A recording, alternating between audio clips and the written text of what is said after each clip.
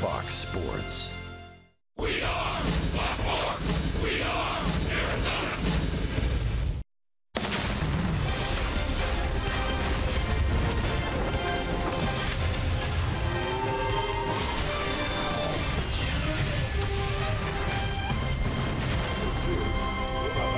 We're back in Los Angeles, where tonight the D-backs have a chance to match history and clinch a win in the season series against the Dodgers. D-backs, winners of 11 straight games, will try and make it a dozen W's in a row and tie the franchise record. And we've got it for you right here. It's the D-backs and the Dodgers on Fox Sports Arizona. Good evening from Dodger Stadium, and welcome to the broadcast. Steve Berthume and Bob Brenly along the way. Well, my goodness, what can we do for an encore after the win last night? Diamondbacks tonight will try and make it 12 in a row. I can tell you J.D. Martinez is in the starting lineup tonight and batting cleanup. However, Paul Goldschmidt is not. But Goldie is back from Phoenix after the MRI on his right elbow, and the news is good. Here he was earlier today. Yeah, it was good. There's no structural damage and just some inflammation in there. So it was, what the training staff thought, what I was hoping for, and it's all good news. So peace of mind is that there's nothing truly wrong in there, just some inflammation? Yeah, I mean, I got to look at all this free elbow scans. So, again, it's based off all the tests. They didn't think there was anything in there, just inflammation, and they were right. So does that mean for you going forward, like you said, you've been playing through it, what is the recommendation from the doctors? No, I'm available to play, just like I could have definitely played yesterday. I could play today, but I think the lineup's up. I don't think I'm in there, so available to pinch hit and just keep doing some treatment, try to get that inflammation out. So there you go, BB. He has been cleared for duty. Right, and that's a good thing. Although with the Diamondbacks seemingly comfortable leading that wild card race, it might be advisable to stay away from Goldie tonight and maybe tomorrow also with the off day Thursday. That would give him 4 full days of rest before the weekend series. Well, we'll see how it goes for the remaining 2 games of this series. Zach Greinke on the mound tonight. Mixed results this year for Zach against his former team. Yeah, 3 starts against the Dodgers this year. 1 here at Dodger Stadium that did not go well at all. He gave up 10 hits and 5 runs in 5 innings. He had one that was so-so at Chase Field.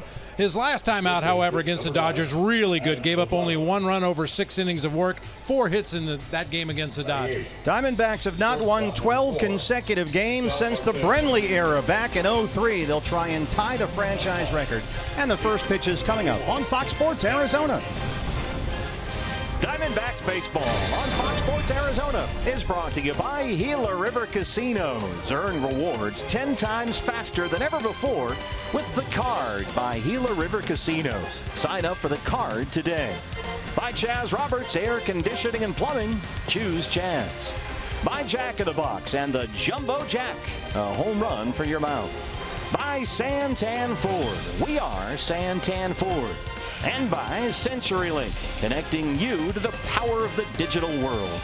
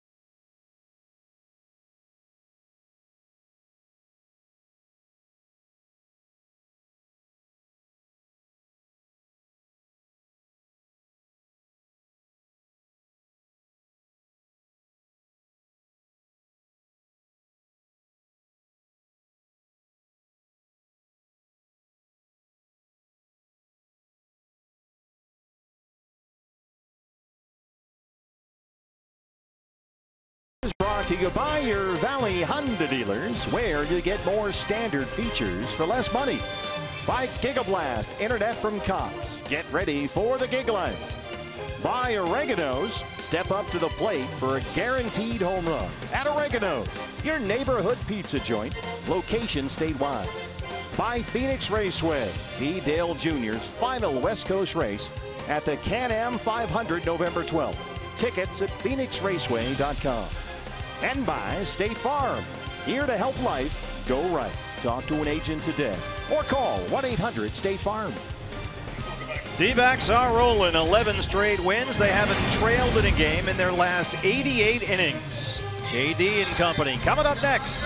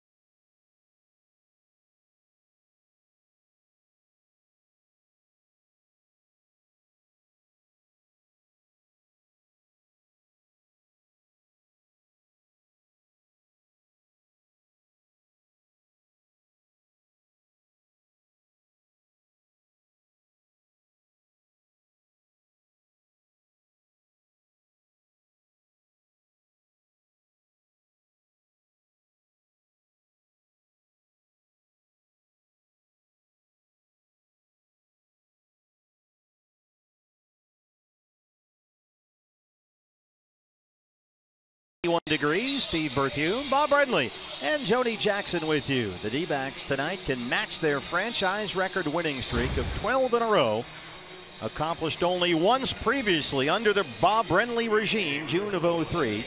And here's the D-backs starting lineup. It's brought to you by your Valley Chevy dealers. Christopher Negron will lead it off tonight in left field. Chris Iannetta does the catching this evening. A.J. Pollock out in center field. J.D. Martinez, last night's hero, out in right field. Brandon Drury at third base tonight with Daniel Descalso at second. Adam Rosales at first. Ketel Marte back in the lineup at shortstop. And right-hander Zach Greinke on the mound. Left-hander Hyunjin Ryu is your Ram truck starter for the Dodgers. 5-7 and a 3.71 ERA. D-backs just faced Ryu last week at Chase Field and knocked him out of the ball game after only 4 innings. Yeah, gave up a home run to Adam Rosales. Also a 2-run homer to Goldie in the first inning of that game at Chase Field. That shock and awe offense against Ryu. He only went 4 innings in that ball game. Diamondbacks have won 11 straight games, and 13 of their last 14. They can clinch a win in the season series with LA with a win tonight. And Christopher Negron is set to lead it off, and we're underway in LA. Negron, a pair of hits last night, including a double. His start at shortstop. He's out there in left field tonight.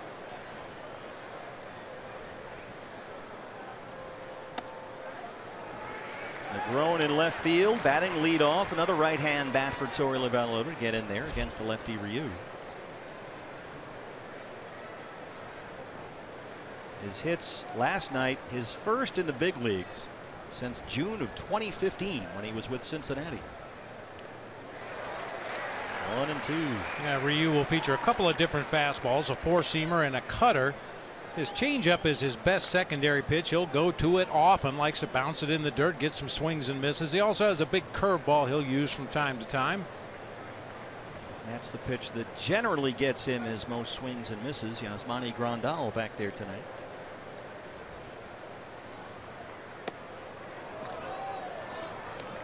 Dodgers are reeling right now. Everybody around here looking for answers today.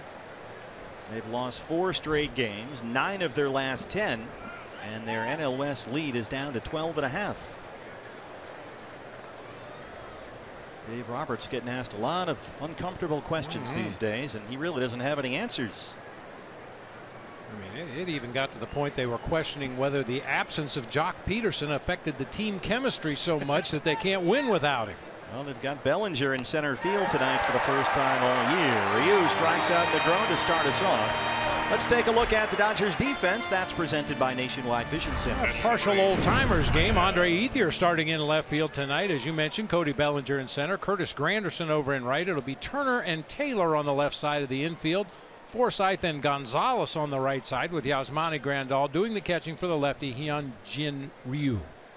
Chris Iannetta, as he has often been lately, batting second in the order, especially against a left-hand starter. 243 and 14 home runs. Versus 14 homers, the most he's had in a season since 2011, which was his final year in Colorado.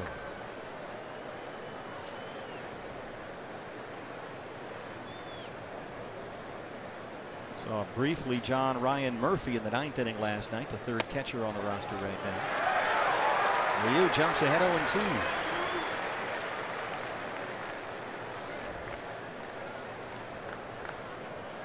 Chris is hitting left-hand pitching at about a .330 clip this year.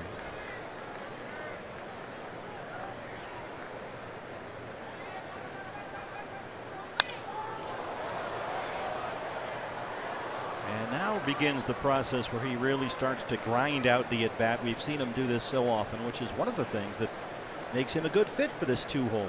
He's got a good eye for the strike zone to begin with, but when he falls behind the 2 strike counts, that's when he starts fouling off those borderline pitches like the last one. Just stay alive and hope that Ryu makes a mistake.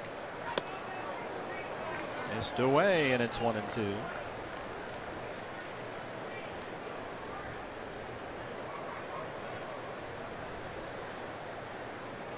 Hyunjin Ryu, only 4 innings. Last Wednesday at Chase Field, gave up 6 runs, 8 hits, including 3 home runs. Adam Rosales, Goldie, and Chris Herman all homered off for you last week.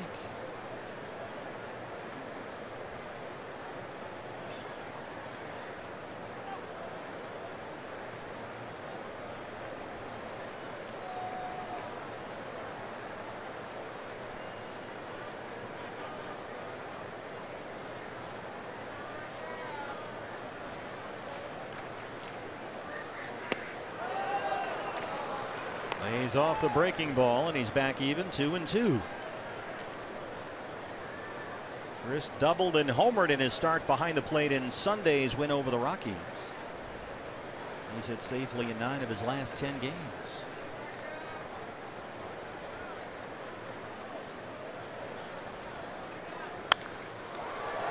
Fastball down and away, and we'll keep going. Exactly what we were talking about. Typical Chris Iannetta at bat right here.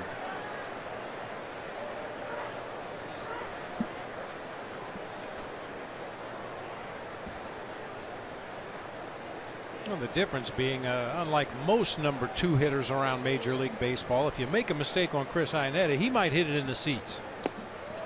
A lot of number 2 hitters, especially with 2 strikes, they just look to bump the ball into play, stay alive, find a hole in the infield. Chris Iannetta, if you make a mistake, will look to hit the ball in the seats. And he's gone from 0-2 to 3-2.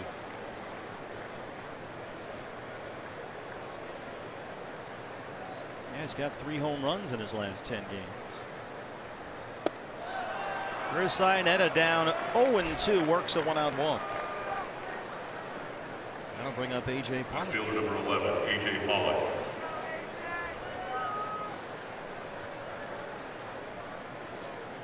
A.J. 265, 9 homers. AJ was a little slow to get on the train last night. He was 0 for his first 4 in the ball game before driving in 2 runs with a single in the 9th inning. Goldie, all smiles. Good news on the MRI. Got back this afternoon. Just some inflammation in that right elbow. No structural damage, and he is available to hit tonight. And I should point out, during the open, I mentioned that you'd like to stay away from him if at all possible tonight. And if you win tonight, maybe you stay away from him tomorrow. That was my opinion. That did not come from Torey Lovullo or anybody associated with the D-backs organization. And knowing Goldie the way we do, it'll be a fist fight to keep him out of that lineup tomorrow. Well, you've got that off day built in on Thursday.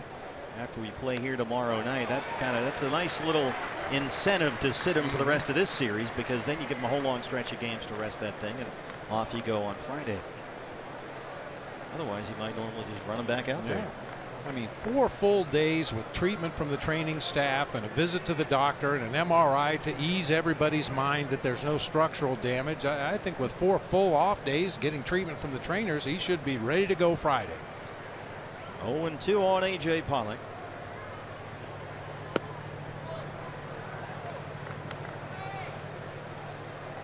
Used to have to argue with guys all the time. It feels great, though. It feels great. I said, imagine how much better it'll feel with 1 more day.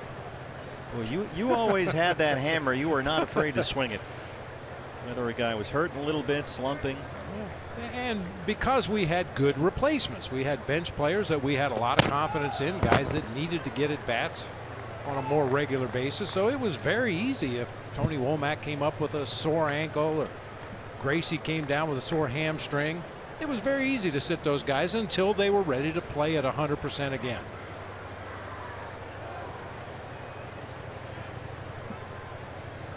Two and two.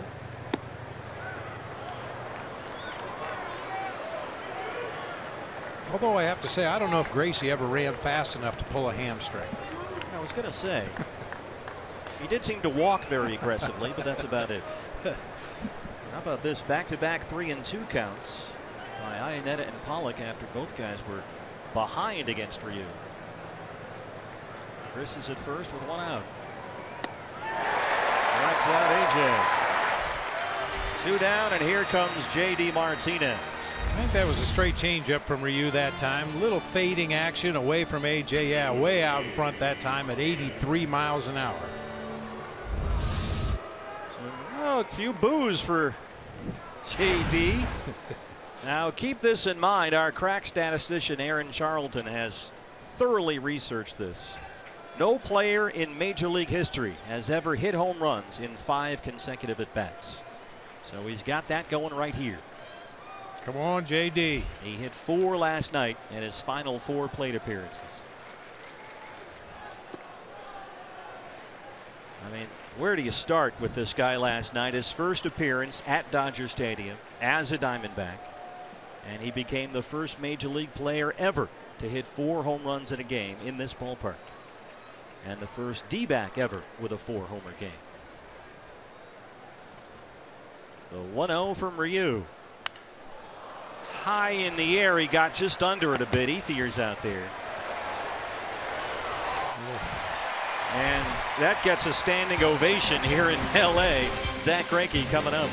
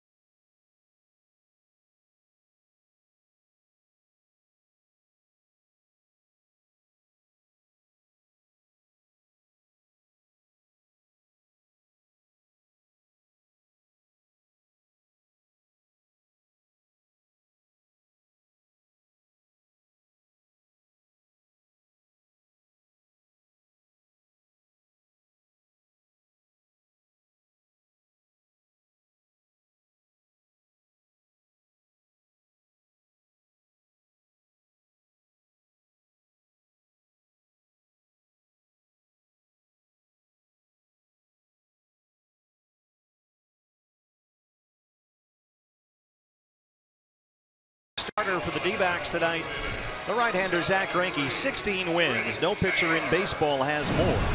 A 3.08 ERA, 7th best in the league. He just beat these Dodgers last week in Phoenix. He's been much better at Chase Field than on the road this year. Chance to turn that around here tonight against his former team. As we mentioned in the open, 3 starts against the Dodgers this year. 1 really good, 1 so-so, and 1 really bad. Valley Chevy Dealers has the LA lineup tonight. Chris Taylor leading it off at shortstop tonight. Curtis Granderson will be out in right field with Justin Turner at third base. Cody Bellinger in center field.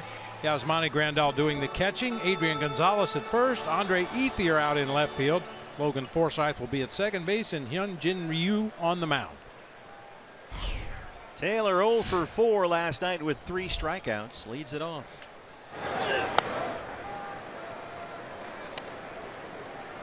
His 0 for last night snapped a 7-game hit streak. 303 with 19 home runs.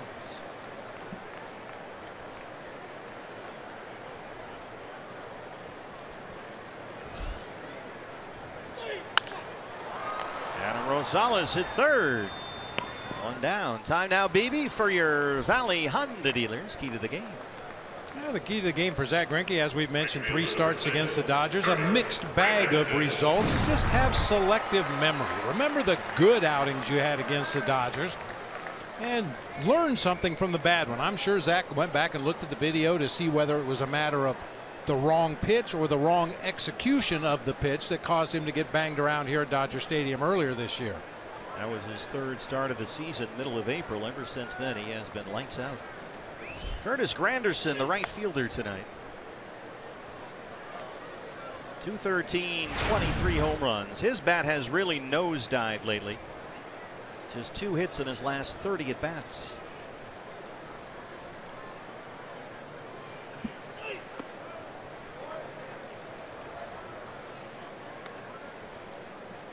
Gave you the wrong line. I was given the wrong line. What happened? Who can we fire? Well, it gave you all the names, just not in the proper positions. It is a little bit different look. Bellinger making his 1st start of the year in center. Granderson is the right fielder. No Puig tonight. And Taylor's at shortstop. Ethier in left field. He's just off the DL.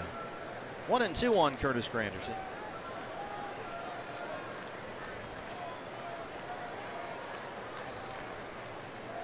You mentioned Zach trying to have selective memory. It was an ugly start here April 14th, but it really seemed to help him set the reset button. Dodgers got him that day. 5 earned, 10 hits in only 5 innings, and it was after that start that he started asking around, hey, what am I doing differently? And people told him, well, you know, your slider is not quite as hard as it used to be. And that's when he said, okay, I'll work on the slider, give it a little more zip. And ever since then, it's been a whole different ball game. He also walked 3 batters in that game to go along with the 10 base hits he allowed in 5 innings. Rich Hill got knocked around a bit last night. Only gave up 2 runs, but that was enough. Got the loss, dropped to 9-7. Missed away on Granderson, and it's full 3-2.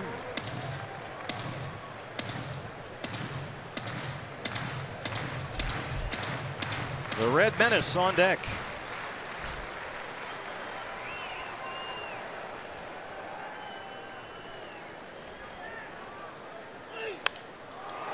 That's headed for the corner. Negron, long run, and he won't get there. It lands in foul ground.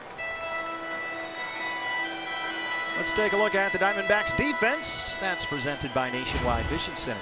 Christopher Negron in left field, A.J. Pollock in center, J.D. Martinez over in right field.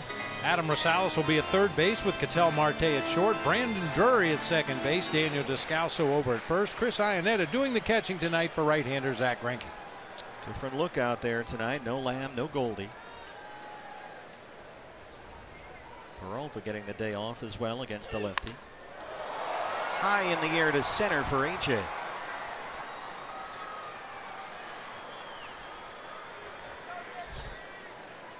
And now it's Justin Turner. Third baseman, number 10, Justin Turner. Turner singled last night. He's hit safely in 9 straight. second in the National League with that .332 batting average. He's got 18 home runs.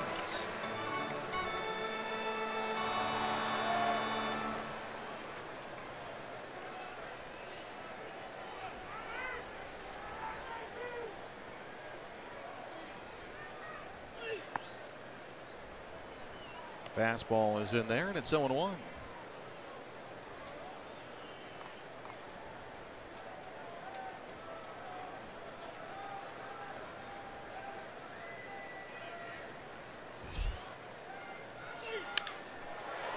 Shortstop for Ketel Marte sets himself. Long throw from the grass, and Zach Greinke works a 1-2-3 first. No score from Los Angeles.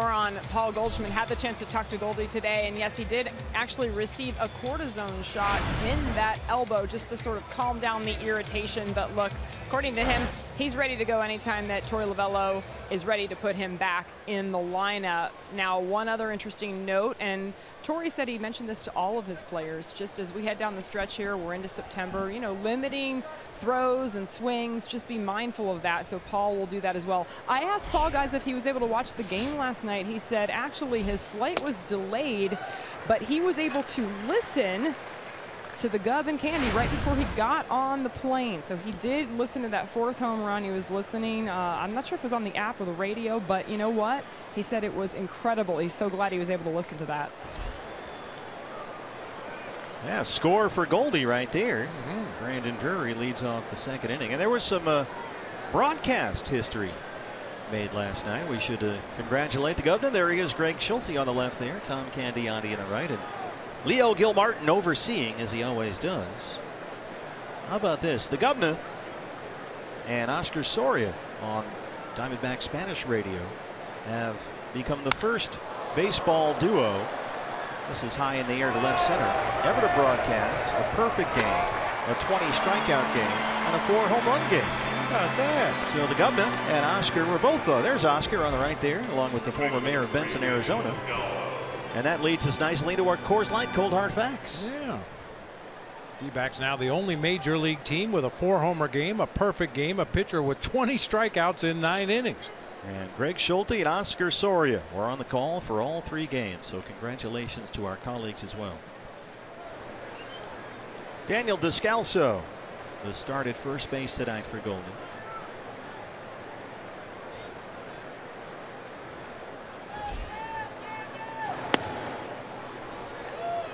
Descalso 243 this year. The home runs and RBIs are both career highs. So you think about what they've gotten in terms of just the pure numbers from guys like Chris Iannetta, Daniel Descalso. and others. Everybody's just having a really good year. A lot of these veteran pieces. And Descalso had a couple of hits in that Rockies series, including the big 3-run pinch hit homer Friday night.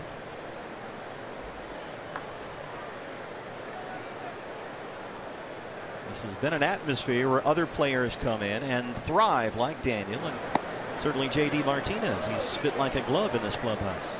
And Daniel Descalso, and you mentioned Chris Iannetta, some of the others have really set a good example for the younger players. I mean, you know, Daniel Descalso not lighting it up with batting average, but he's had some really good at bats, some clutch at bats late in ball games. It would be very easy for Daniel to say, hey, I should be playing more often.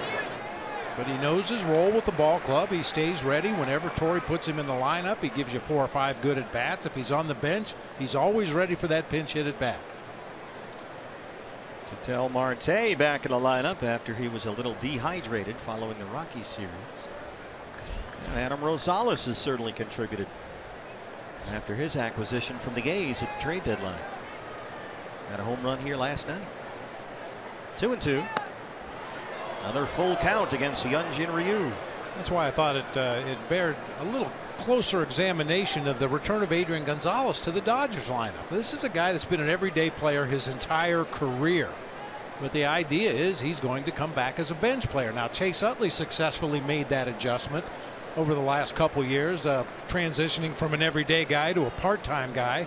Be interesting to see if Gonzalez can make that same move. Ryu throws that big breaking ball and gets his 3rd strikeout. Oh no, he didn't hang on. I think he got a piece of it. Yeah, there's Utley. The silver fox. He's getting a little silver there around the edges. And you know, like Daniel Descalso, Utley's one of those guys. The average might not be where he would like it to be, but he gives you a good at bat every time he steps into that batter's box. Yeah, he's a pain in the neck. He sure is.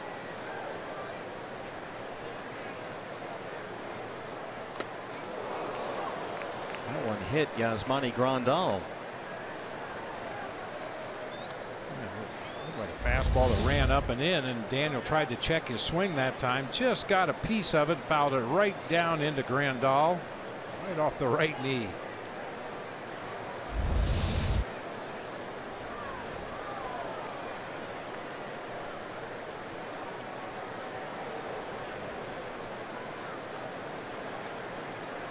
One more time on 3-2.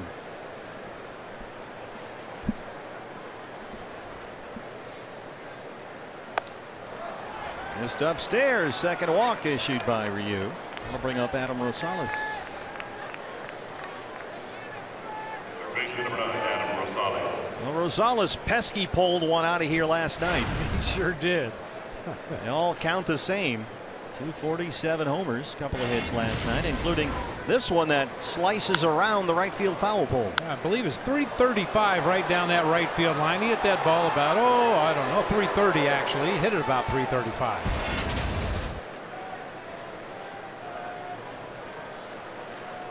Adam in there at third base tonight.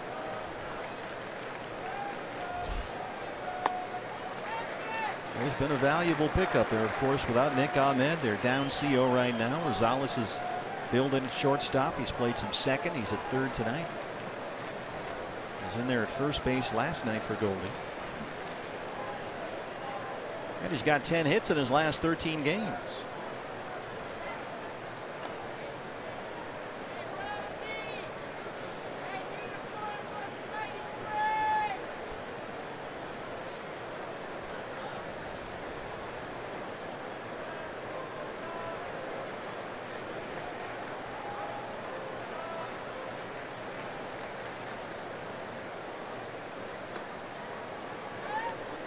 Fun to come in here and everyone's confused. Everyone wearing Dodger blue has this look on his face like they just don't get it. It doesn't compute. They have lost 3 series in a row. If the D-backs win tonight, they'll have lost 4 straight series. I think the problem was Dodger fans thought that the first half of the season was reality. It wasn't? That's just an aberration. I mean, that was crazy good what the Dodgers did in the first half of the season. There was no way the Dodgers or any other team was going to be able to maintain that same pace that they had in the first half of the season. And you can definitely feel a big change in the vibe in this ballpark. It is palpable. Ryu falling behind here. It's 3-1. Yeah, Pedro Baez came into the ball game out of the bullpen last night, faced 4 hitters, gave up 4 hits, and got roundly booed off the mound when Dave Roberts came out to take him out of the ball game.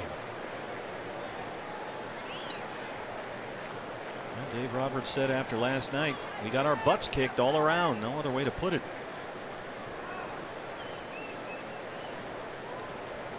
And their lead atop the NL West has been trimmed to 12.5. Well, you might as well be honest, because there's really no way to sugarcoat what happened to the Dodgers last night. Robbie Ray just mowed them down out there on the mound. J.D. Martinez was a one-man wrecking crew with the bat. Yeah, for a minute there, the headline was going to be a Robbie Ray perfect game, and then it was J.D. Martinez making history. Robbie was simply sensational.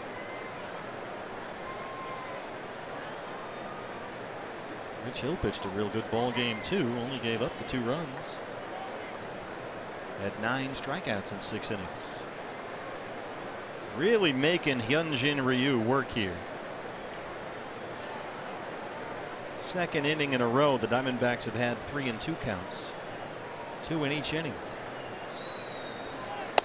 And Ryu wears him down and gets his 3rd strikeout.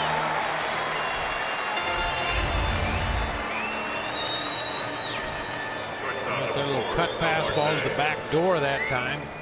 Gonzalez just underneath it. Ketel Marte back in the lineup. 3 hits over the weekend in Colorado. And a homer Sunday at Coors Field. His 5th of the year.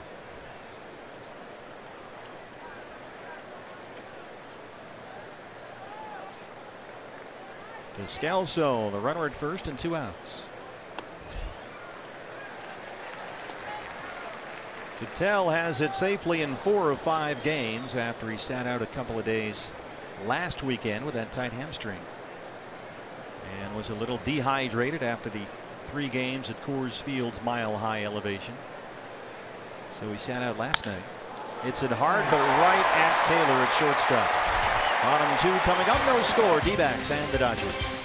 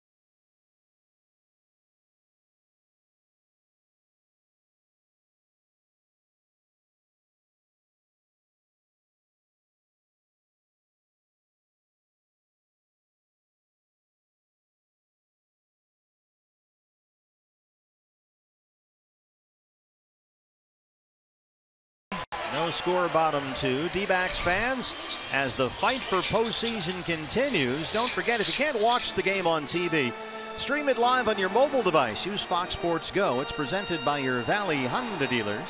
You can download the free app and take Fox Sports Arizona and the D-backs with you wherever you go. Cody Bellinger, the center fielder tonight, leads off the LA second against Zach Greinke. Zach worked a 1-2-3 first.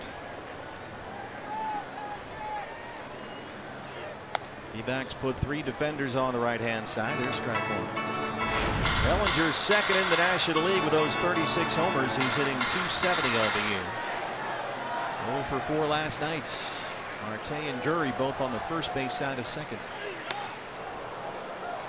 Big cut at that fastball, and it's 0-2.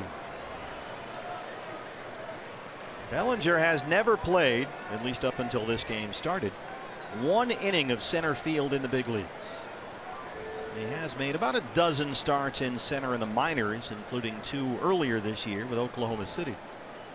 But that is relatively new territory out there for him. They did bring up Jock Peterson and Trace Thompson today. So Dave Roberts had plenty of options for center field, but they went with Bellinger, put Gonzalez at first, and Granderson in right.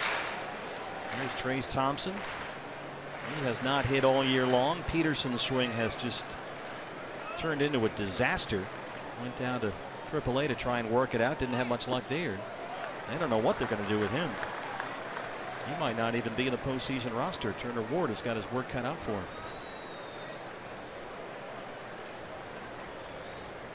Peterson hitting only .215 this year. Dave Roberts was saying, look, nobody has a right to just be here because they were in the big leagues before. Peterson is going to produce. So we'll see where that goes. Yeah, one thing about Jock Peterson, and of course I don't know this for fact because I'm not down in the Dodgers dugout or on the field with him, but the way he's wearing his hat right there is the way he wears his hat in center field. He just has a kind of a casual Southern California cool about him where occasionally he won't get a jump on a ball in the outfield or swing at a bad pitch at the plate, and it just looks like it doesn't affect him very much, and sometimes that can rub a manager the wrong way. Catcher number 9. Bellinger, who struck out twice last night, punches out here to start the second. Hard backdoor slider that time, ends up in the dirt. Nice block by Chris Iannetta, who will throw on to first to complete the out. Saw a little bit of everything from Zach in that at bat. Started him with a curveball, threw a fastball right by him up in the zone, and finished him with a backdoor slider. Yasmani Grandal, 257, 18 home runs. He's hit over 380 against the D-backs this year, but this is another Dodger bat that has gone ice cold as of late. He was hitless all weekend when they lost a bunch of games at San Diego against the Padres.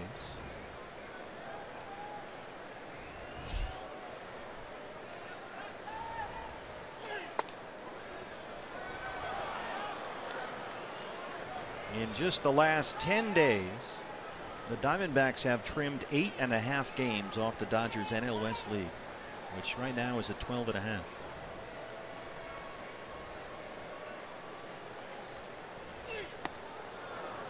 It's another one of those hitting is contagious kind of deals here for LA, and everybody's down with the flu right now.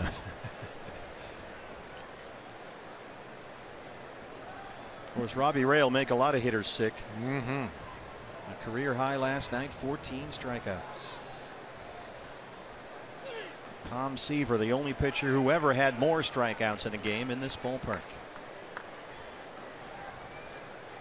What a show he put on, just sensational. Clayton Kershaw, Sandy Koufax, and Robbie Ray, the only pitchers with 14 strikeouts and no walks in a game at Dodger Stadium.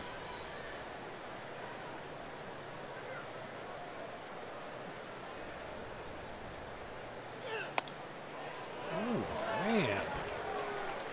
David Arackley back there didn't like it, and it's full 3-2.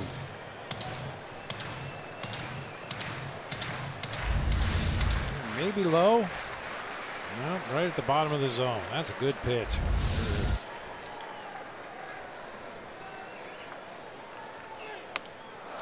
Well, you never want to have to throw more pitches than you need to Grandal, who's got real power, but he gets his second strikeout. After missing with that fastball low, we will say, comes right back with that changeup at 89, gets the swing and a miss he's looking for. Here's Gonzalez.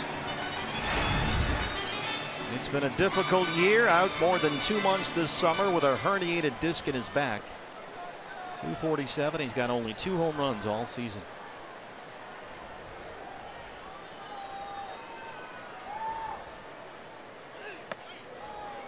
In with a fastball, 1-0.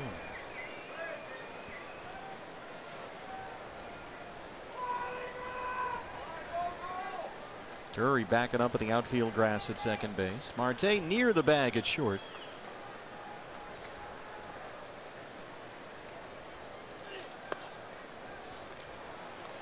Amazing thing about Gonzalez and what he's been through this year. His career represents a real remarkable track record of durability. At least 156 games a year, every year for the last 11 seasons in a row. He has been down and out for most of this one. Greinke gets over there to cover. 6 up, 6 down. We head to the third. No score in LA.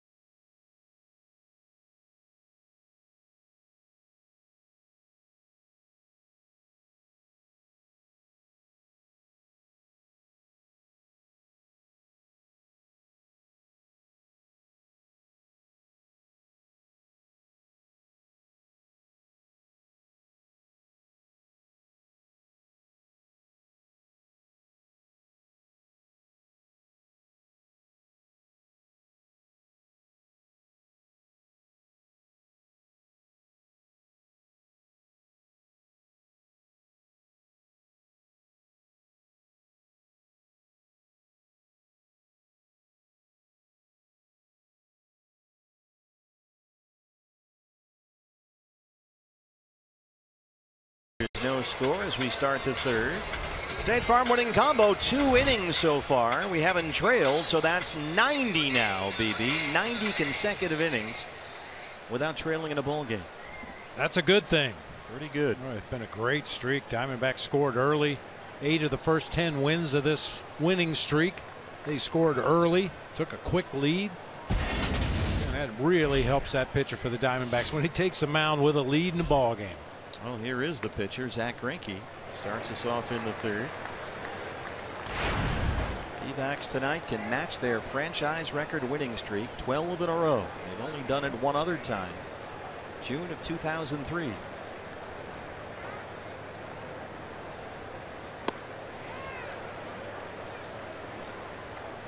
Another good thing about this run is that the Diamondbacks are now 9-8 against the Dodgers this year.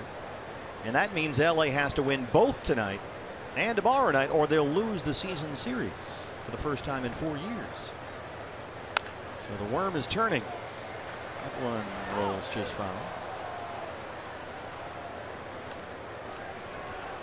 Hey fans, watch the drive to the pennant with MLB.TV every night on every device. Watch every out-of-market regular season game live, plus get a free subscription to At Bat Premium, the #1 app for live baseball. Blackout and other restrictions apply. Visit MLB.TV for details. Goldie is back. Got back this afternoon. MRI on the right elbow was clean. Just some inflammation in there, and he is available to play tonight.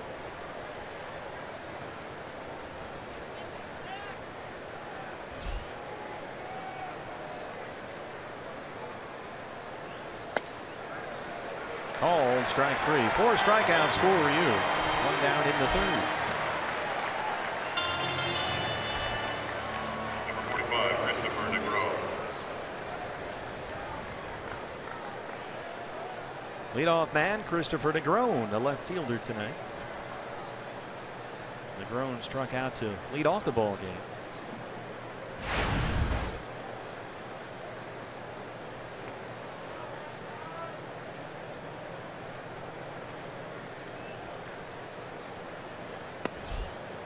Already seen Christopher Negron's defensive flexibility. First base, shortstop, left field. He can play all over. Yeah, playing as a shortstop last night, he had a couple base hits and scored 2 runs in the ball game. It's a good example of when you've got skills and you can do a number of things. If you hang in there long enough, eventually you'll find a spot again. And his base hit last night, his first since June of 2015. He was with AAA Iowa in the Cubs system all last year and played all this season at Reno.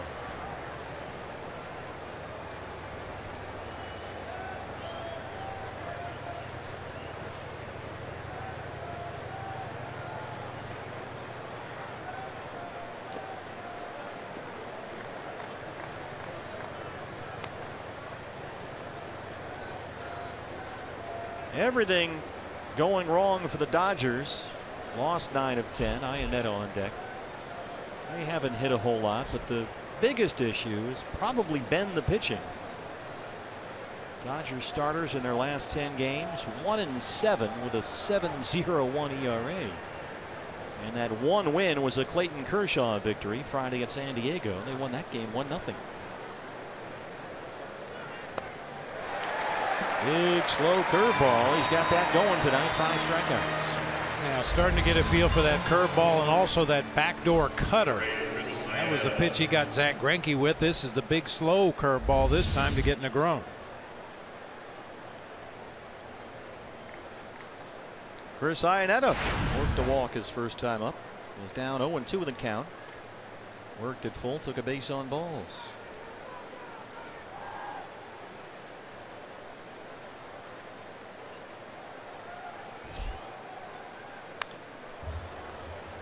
Chris, in 10 starts, batting second in the lineup this year, has 7 extra base hits and 9 RBIs. It's been a really good fit. Ryu got 5 strikeouts, but he's had to work 50 pitches already through 2 2/3. But they have no shortage of arms in that bullpen. Nobody does these days. My unofficial count is 14 relief pitchers available for the Dodgers. Why do we play games in these circumstances? It's just dumb.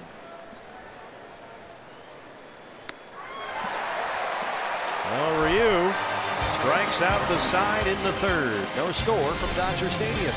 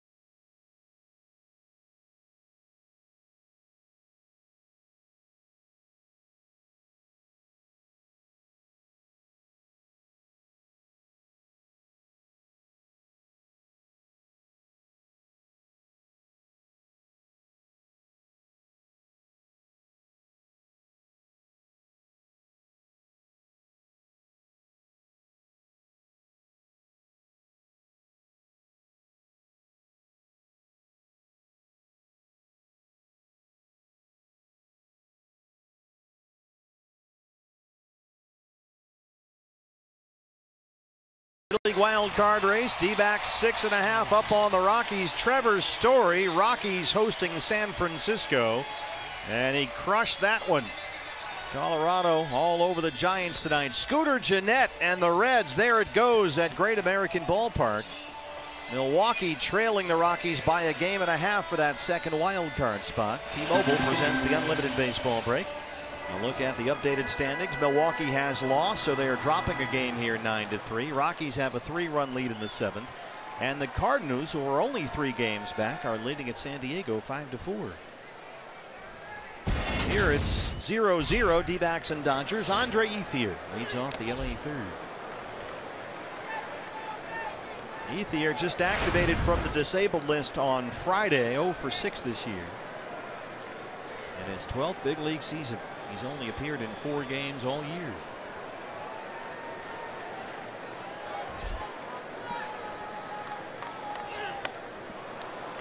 Ethier in spring training suffered a herniated disc in his back.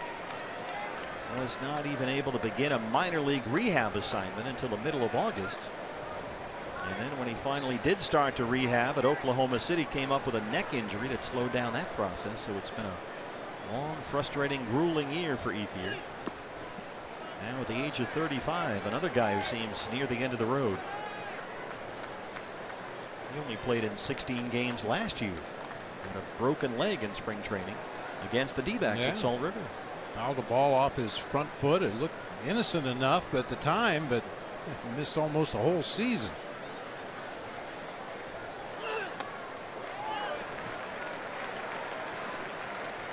Yeah, they got some questions about some veterans. This might be Ethier's final year in LA. He's got a $17.5 million club option for next year. It seems unlikely they would pick that up.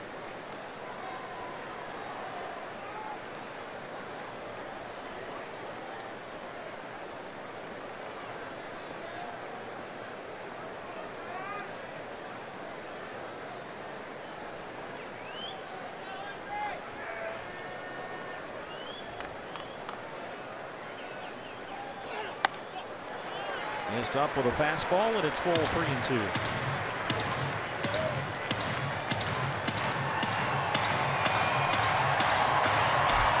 Logan Forsythe, who provided most of the Dodger offense last night with 2 singles, is on deck.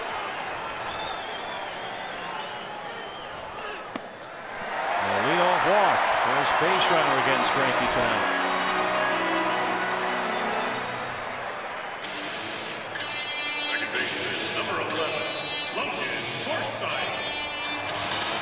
Forsythe went into this series stuck in a 1 for 20 skid, but he singled twice last night. Now at .233 with 4 home runs.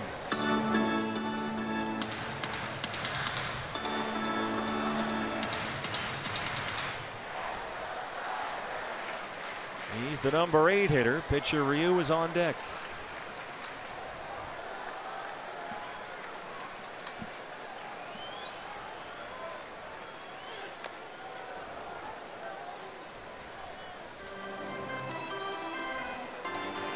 Even with his 2 hits last night, Forsythe is batting only about $140 in his last 15 games. He has really had a down season offensively. He's only got 18 extra base hits all year.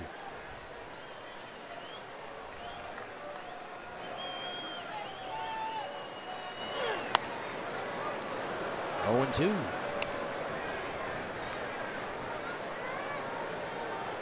Even his 2 hits in the ball game last night, neither one of them was struck particularly well. Little soft line drive into center field, and I can't even remember where his second base hit was, but it wasn't hit hard either. Yeah, just kind of rolled it by the shortstop. 2 for 3 last night.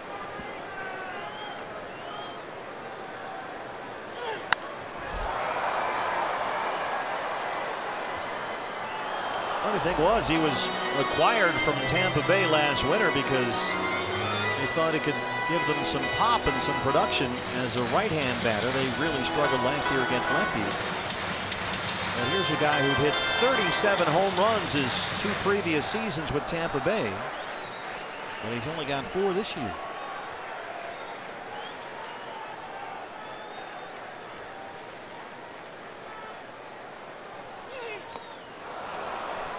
Greinke got him. 3rd strikeout for Zach, 1 down. Attention, Ryu. Hard slider down. All the movement is straight down. No lateral break on that pitch at all that time. He started it on the outside corner, went straight down underneath the bat of Forsythe for strike 3. Gonzalez will come in a few steps at third as Ryu, the pitcher, is the batter. And he's already squared to bunt. Descalso holding Ethier on the bag at first. Gonzalez creeping in from third. And now Daniel crashes from first base. Ball 1-2. Hyunjin Ryu. Ryu's a big boy up there, 6'3", 250.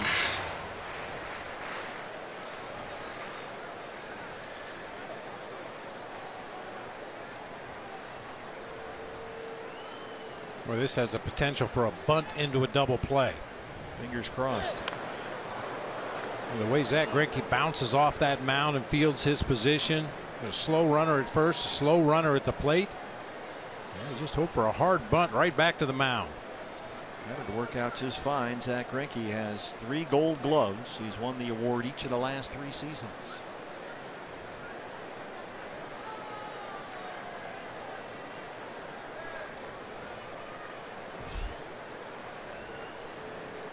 Ball and a strike. Here come the corners. Bunts it foul, first base side.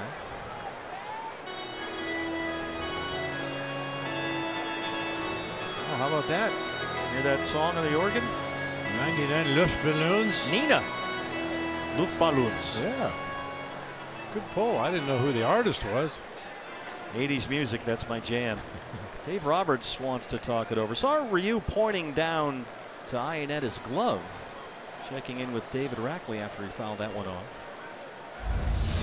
Let's see. He pulled the bat back into the mitt that time after making contact with the baseball. There was no interference prohibiting Ryu from making contact with the baseball, so we play on. Squares up with 2 strikes. And gets it down. Greinke's on it. And they move Ethier to second. Hey fans, the day after every D-backs win, get 50% off all pizzas at regular menu price using promo code D-backs50 at papajohns.com. So a man in scoring position. 2 outs for Chris Taylor, who grounded to third his first time up. Pretty nice job by Ryu to get that bunt down with 2 strikes. Not only get the bunt down, but get down a perfect bunt. The only out the Diamondbacks could get was at first base.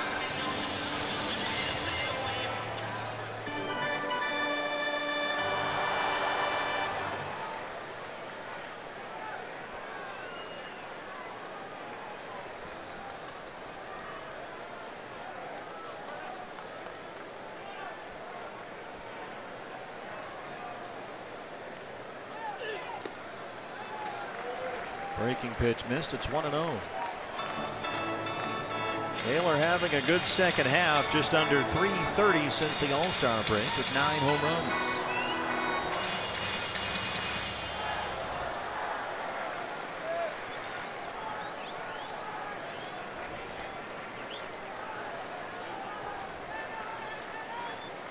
Flags are dead still out there in center. Almost no wind at all.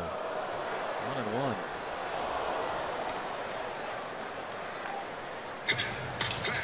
Yeah, we talked about it in the ball game last night. In years past, you couldn't shoot a ball out of Dodger Stadium with a bazooka. Heavy marine layer would lay in here. The ball just would not carry whatsoever. But the last couple years, supposedly because of the drought, the ball carrying much better at night games here at Dodger Stadium. We saw that with J.D. Martinez last night. Hit some long homers. He powered up 4 of them, 4 in a row. Look out! That Ephus curveball really got away from Zach way over the head of Ionetta, and Ethier's in at third. Now that was an Ephus pitch. I say it all the time. If you're going to miss in your favor. I don't know if Chris Taylor could have hit that ball if he wanted to. This is just a big slow curve that slipped out of Zach's hand, sails over everybody all the way to the backstop. So Zach tap his chest to Chris Ionetta. My bad. Here it is again.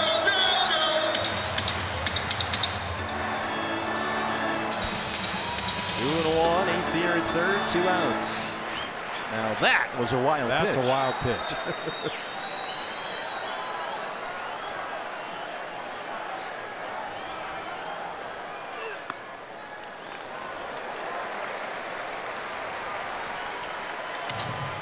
Diamondbacks have not trailed in a game in 90 innings. Granderson would be next.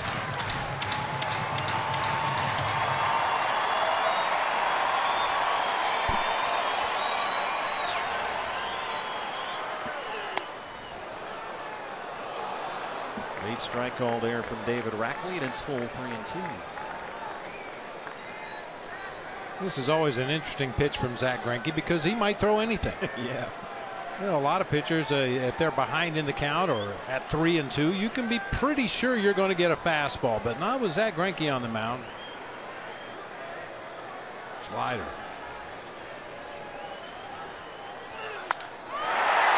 Lines it to Rosales right in front of Marte. Adam Rosales at third base. We are scoreless through 3.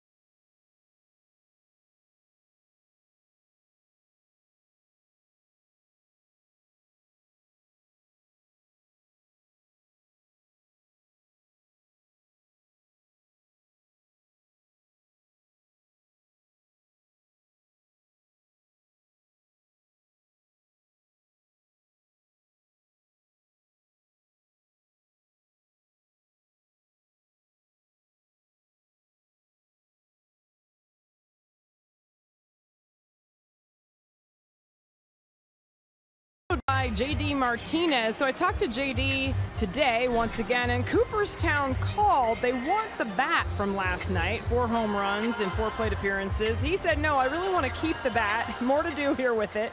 In fact, he said, you can have it after the World Series. So he's going to hang on to that bat. But guys, one thing about JD and this team, left-handed starting pitchers, we knew the D-backs were struggling against left-handed starters. And so you see, before he came along July 19th, 10-12.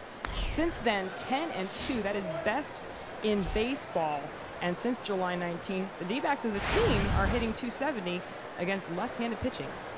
That's one of the things, Jody, that he specializes in, JD, just crushing lefties. Got one out there tonight in Hyunjin Ryu. 1-0 AJ, who struck out his first time up tonight. Hard to third, but right to Turner. Tit for tat here. That's how the last half inning ended. One thing the Diamondbacks should perhaps take a look at through the first 3 innings of this game, where you had thrown 52 pitches, only 13 fastballs. A lot of slow breaking balls. That big curveball, all 6 strikeouts he's recorded have come on off-speed pitches. Well, remember last night, Rich Hill threw 3 innings, throwing a whole bunch of big slow curveballs, had 7 strikeouts without giving up a base hit. Ryu threw 3 and throwing curveballs, 6 strikeouts without giving up a base hit. So here is Martinez.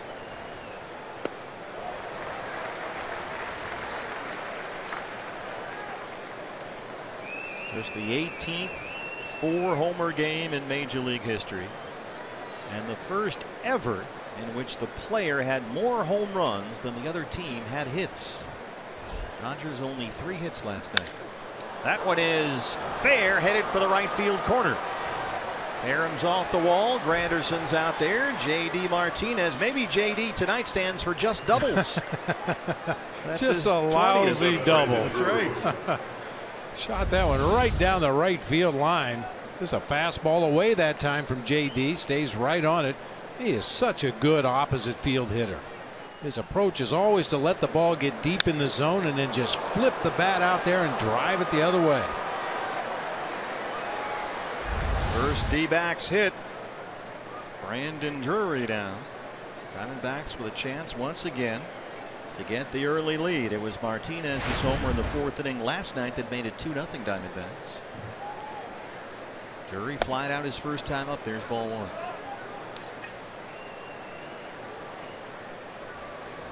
Brandon homered last night.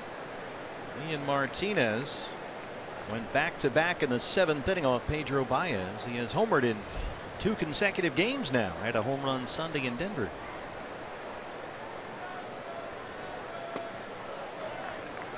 And Drury's was no cheapie last night either. This was Sunday. Cox high-speed highlights. That was number 11. And let's make it a dozen last night. A high fastball from Baez. So both coming to the opposite field. One to straightaway right center. One just to the right of straightaway center. That's really good to see for Brandon Drury. Flexing his muscles straight away. I don't think it's any coincidence. I mean, aside from what J.D. Martinez has done, that part of the reason for this Diamondback turnaround now, 11 straight wins, is that Brandon Drury is hitting the ball lately and A.J. Pollock is hitting the ball lately. 2 bats that have come around. I don't think there's any question about that. Those 2 guys had been kind of MIA for a while the Diamondbacks struggled. But as J.D. or rather as A.J. and Brandon started to heat up, the team really started to roll. Drury works a walk. 2 on, 1 out for Descalso now. Third base on balls issued by Hyunjin Ryu. You can win baseball games with 1 or 2 guys carrying your offense, but it makes it a lot easier if everybody up and down the lineup is contributing. Passing it off to the next guy. Lincoln at bats. Daniel walked his first time up.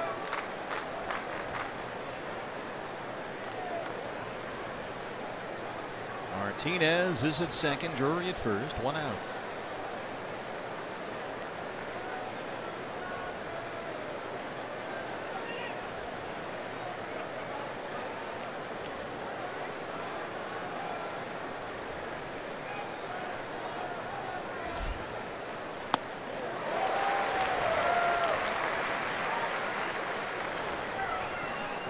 Descalso this year right around 190 against left-handers. He has homered twice off lefties this year.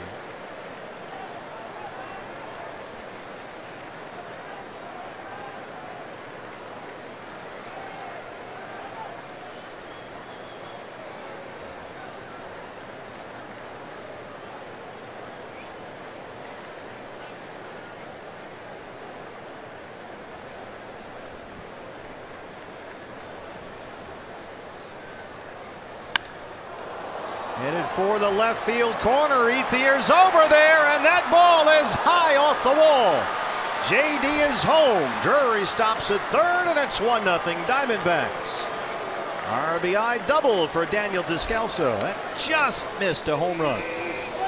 Number 9, Adrian Gonzalez. Just missed a home run, and Andre Ethier got real lucky on that carom off the short wall down there in the left field corner. That ball could have very easily shot right by him for more extra bases. It's right off the top of the wall, and Ethier right there to smother the carom, get it back in quickly. Only 1 run scored on that play. Second and third, 1 down for Rosales, who struck out his first time up against Ryu.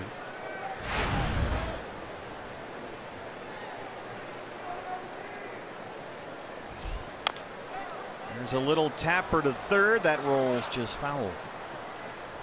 Drury was breaking on contact that time. Would have scored easily had that stayed fair. Yeah, that's something Roger Craig used to talk about when he was managing the Giants and I was playing there. With a runner at third base, you want to see a foul ball to see how the runner reacts at third. Is he going on contact? Is he making the ball go through? And that time Brandon Drury on contact was breaking for home plate.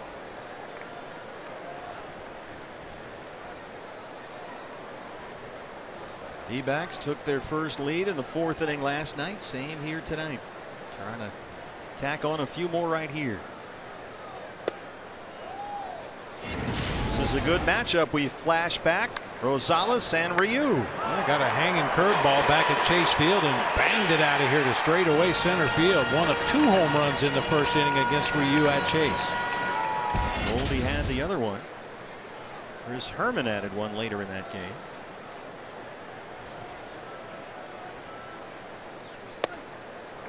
Just inside, and it's 2-1. Ryu in that ball game Wednesday at Chase Field. 4 innings, 6 runs, 8 hits, 3 homers.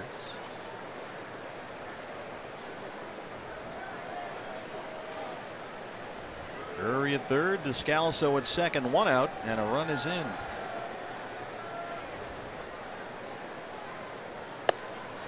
Swing and a miss at a fastball, and it's 2-2.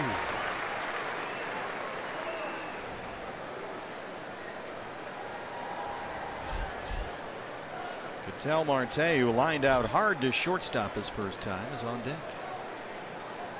Once again, Dave Roberts looking at a Diamondback lead.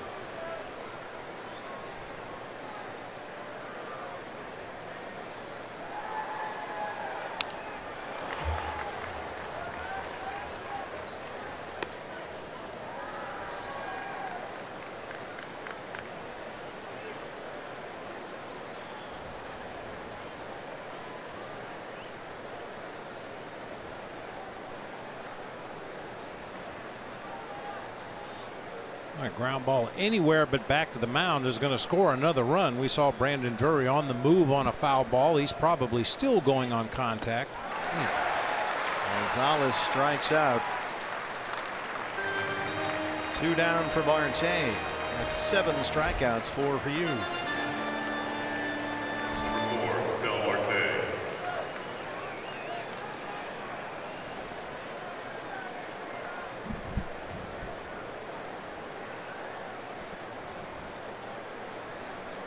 So they'll give Marte the free pass. No pitch, intentional walk. And here comes Zach Greinke.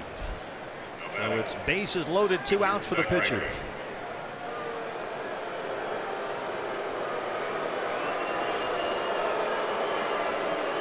Blue Birds out for Zach here in LA.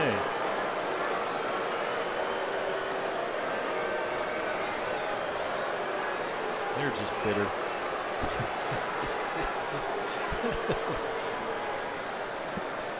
Well, they haven't had a lot to cheer about lately, so they're practicing their negative response. You can hear a pin drop in here last night. First pitch swing, and that one is foul behind the D-backs dugout. Smelling that burnt wood.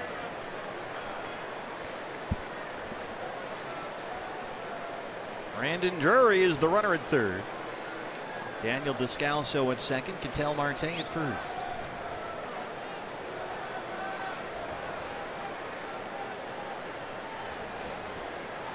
D-backs with 2 doubles and 2 walks in this inning. A run is home.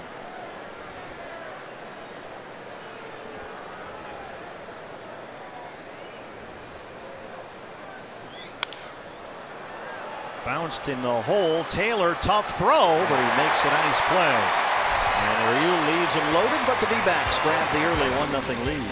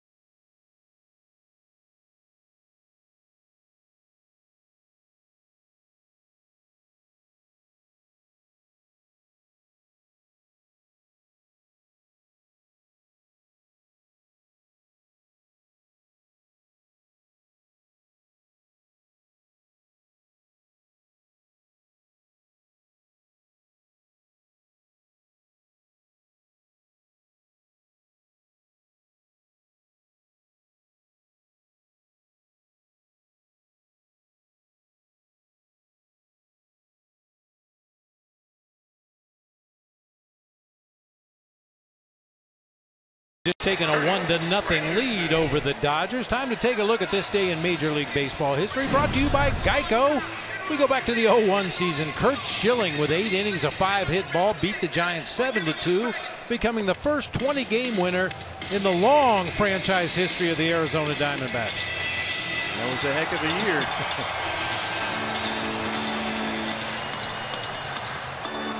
Zach Greinke out there. He has walked 1, struck out 3. He's yet to give up a base hit. And now he holds a 1-0 lead as Curtis Granderson starts off the LA fourth.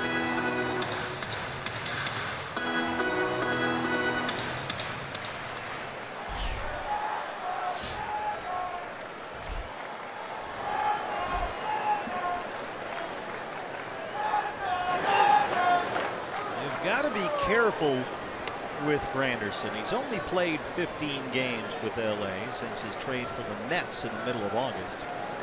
And he's only had 6 base hits as a Dodger, but 4 of those hits are home runs.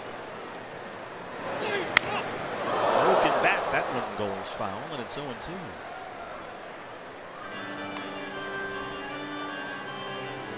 Oh, just as an by the way, that Curt Schilling start against the Giants back in 0-1 when he got win number 20. He went 8 innings, gave up 5 hits, struck out 12, threw 105 pitches, 82 for strikes. Didn't we have a number like that with Schill last night? Something like that. Yeah. That came up.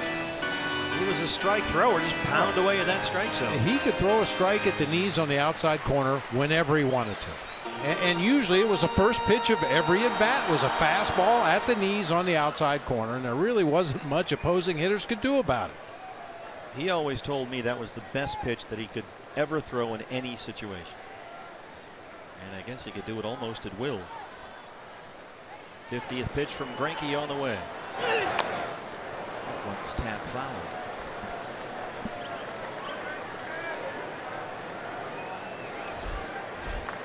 50 pitches, 32 strikes. Greinke has struck out 3. Ryu has punched out 7 tonight.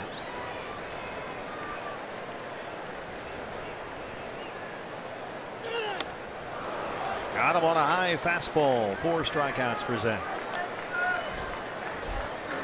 Number 10. Other admit partner had some wandering eyes today while we were down in Torrey's office before the ball game, and I saw the scouting report right there on his I desk. saw you very casually trying to look at that while Torrey was talking. And I saw for Curtis Granderson, up, up, up. Challenge him up in the zone with fastballs, backdoor breaking pitches, just avoid pitches from the middle of the plate in and down, and Greinke did a perfect job during that at bat. I noticed you transferring some of that information into your Apple Watch, which I thought was unusual. Maybe relaying that back to Boston. But probably not. If I had an Apple Watch, I probably would have. Got every other device over there. Turner grounded out his first time up. Well, it's not helping the Red Sox much tonight. They're tied at 2 in the bottom of the 13th against the Blue Jays. Well, they took away all the Apple Watches. You don't have any idea what we're talking about. Why stop now? But apparently the Red Sox busted by Major League Baseball for using Apple Watches to steal signs. I don't know how, but it's a thing. It's not quite at Spygate level, thank goodness, but it's another New England sports story for people to stress about over there. Turner hits one to right center. Martinez drifting over there. 2 down. Well, if any of the Dodger hitters want to know what time it is, Dave Roberts has them covered. He's just wearing a watch over there in that third base dugout. What can you do with that? It doesn't do anything.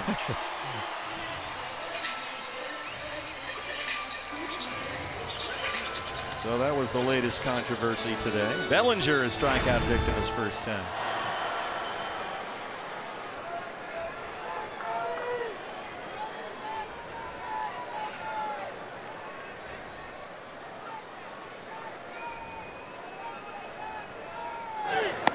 Not to get into too much detail about that, but apparently baseball said there's no rule against stealing signs. If you can steal a sign, more power to you, but you can't use any kind of device to do it. And here in 2017, I guess somehow you can do that with an Apple Watch.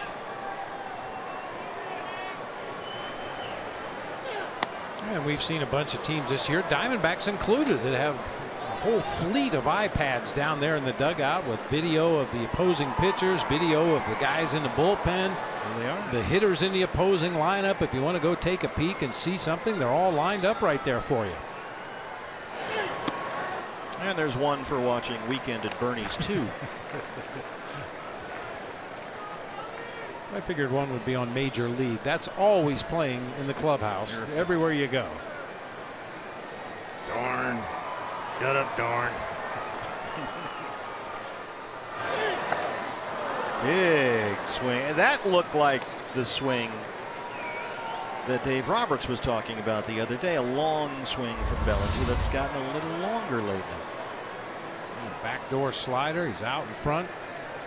Big lift swing that time. You can see how that backside breaks down, causing him to swing up at the ball. He's not getting anything down there near the bottom of the zone. David Rackley is our plate umpire tonight. Full count on Bellinger, 3-2.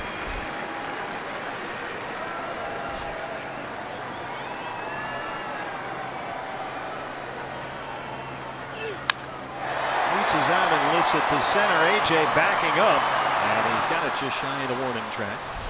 Zach Greinke threw 4 with a 1-0 lead.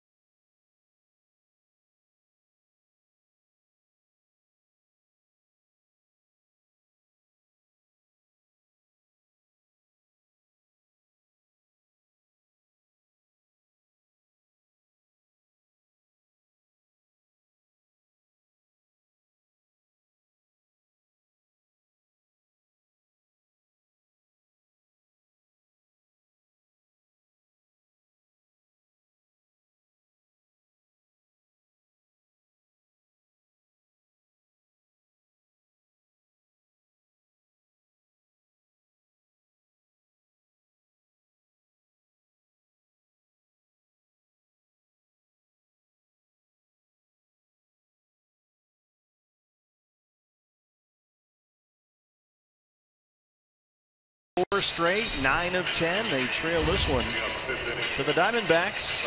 1-0. What's next? Brought to you by CenturyLink. Taijuan Walker on the mound.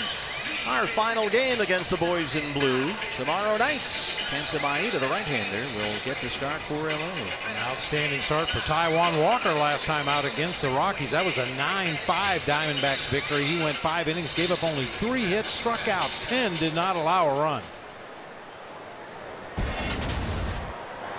Christopher DeGroat, who has struck out twice so far, the leadoff man, leads off the 5th.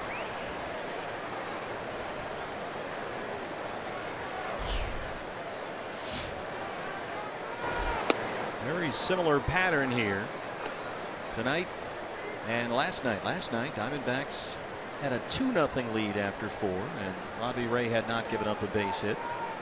Tonight, it's 1-0 after 4, and Zach Greinke has not given up a base hit. Rich Hill had 7 strikeouts through 4 innings last night. Ryu has 7. Rondal throws out Negron, 1 away.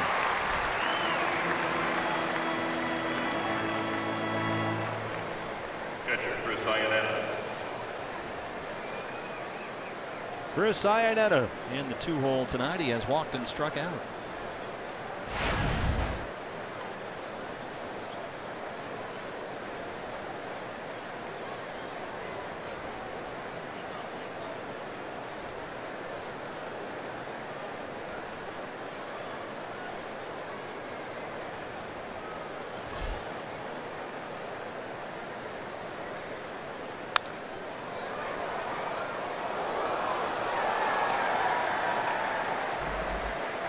Chris has hit safely in 9 of his last 10 games. He's got 3 home runs over that span. Doubled and homered Sunday at Coors Field.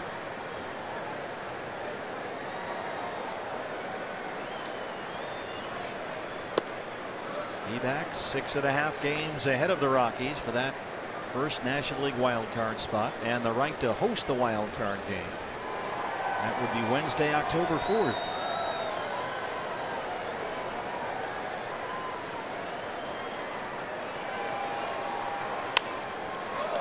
Ryu kicks it back toward third, finds it, and just does get on the middle.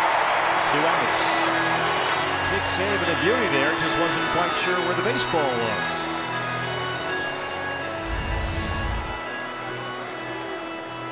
Fortunately for Ryu, wasn't hit that hard. He's able to kick it with his right foot. It stayed right there in front of the mound for him, and just in time to get Iannetta. Ouch, right in the shin bone. That's a painful game of hacky sack right there. Do they still do that? Probably not. I'm sure they do, yeah. I think that went out with the when you spun around on the cardboard on the ground. What was that? Break dancing? Yeah.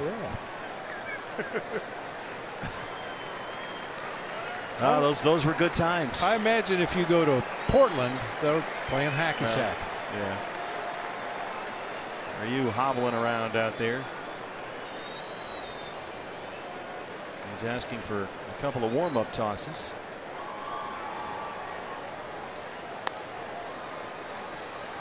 He's all right. He's only going to need one, apparently.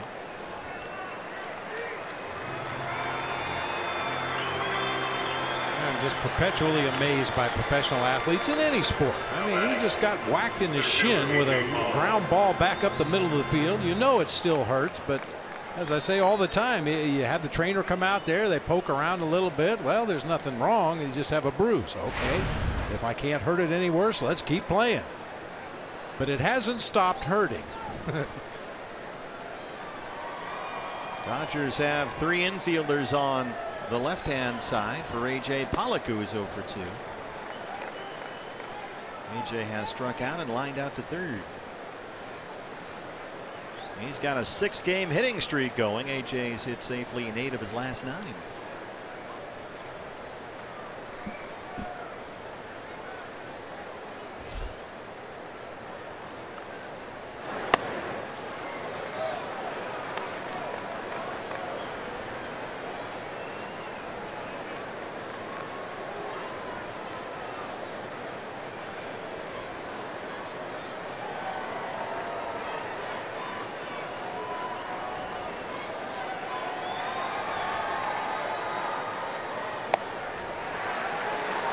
is in there.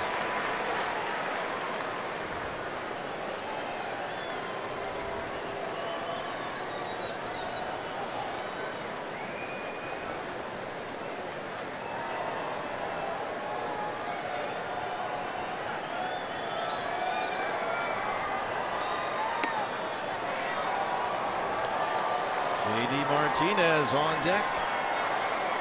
3-1 on Pollock. And Ryu about to throw pitch number 80 here with 2 outs in the 5th.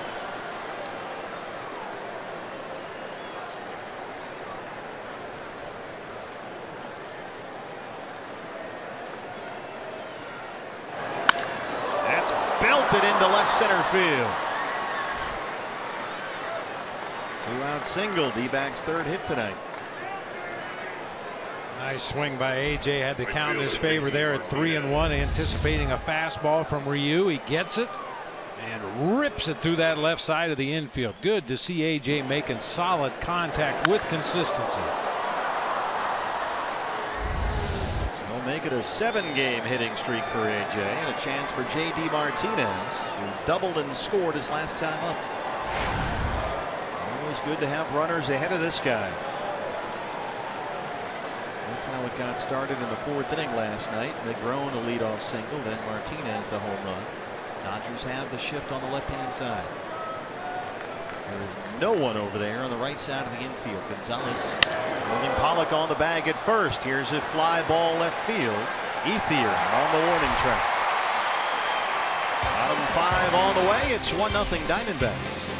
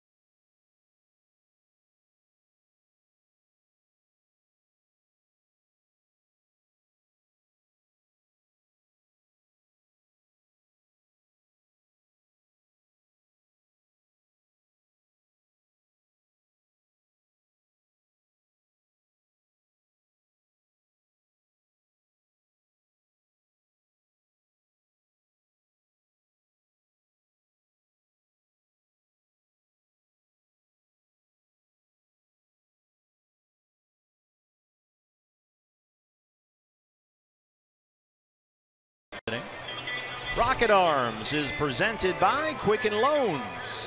Zach Greinke on the mound, 4 hitless innings so far. He's got 4 strikeouts. Most strikeouts in the National League. He is 3rd this year. Carlos Martinez struck out 10 for the Cardinals in San Diego. Was that last night, I think? 2 days ago? Yeah, 2 days ago, yeah, I 2 think. days ago. Yeah, the only real surprise on that list is Jimmy Nelson. Jimmy's having a good year. Jimmy's got some strikeouts. He's punching out a lot of guys. Don't touch Jimmy. Grandal leads it off with strike 1. He struck out his 5th time. Little things that we do just for our own amusement. Yeah.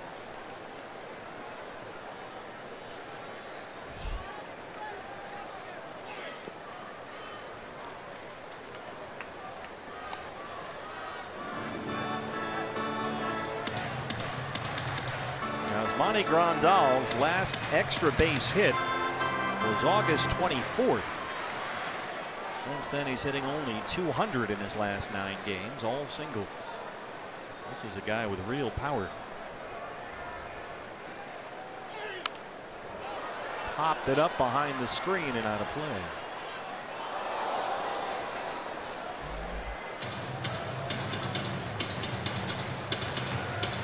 Zach Greinke last Thursday at Chase Field held this same Dodger lineup to only 1 run, 4 hits. He went 6 innings. Got his major league leading 16th win of the year. Going for 17 tonight, but this one is hit deep right field and gone. Well, there goes Yasmani Grandal's 19th, and it's 1-1.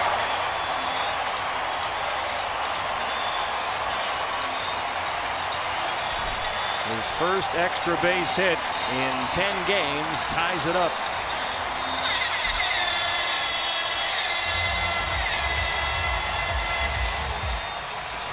It looked like a slider. I'm not sure if he was trying to back foot it or backdoor it, but he left it right in the middle of the plate and down. That's Yasmani Grandal's happy zone. He went down and scooped it out of here to right center field. First Dodgers hit.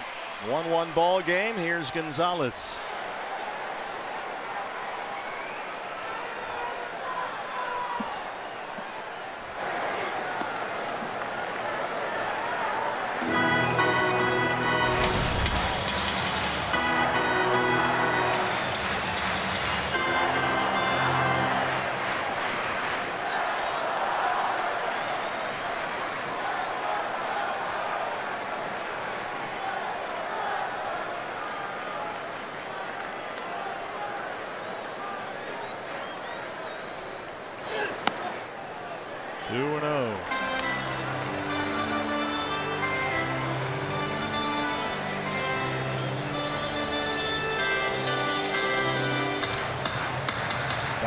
During this recent skid, 9 losses in 10 games.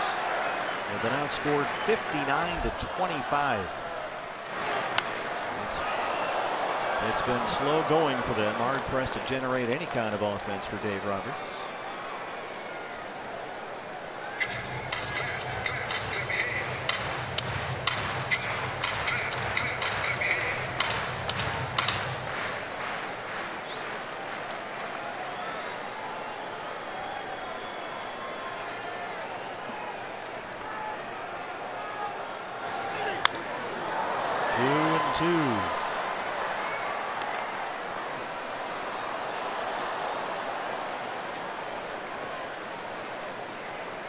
It's a veteran lineup tonight for LA.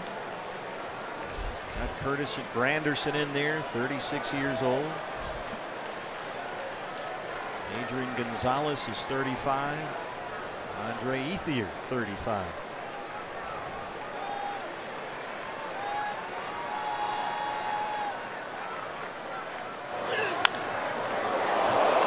It's a rocket just over the Diamondback dugout.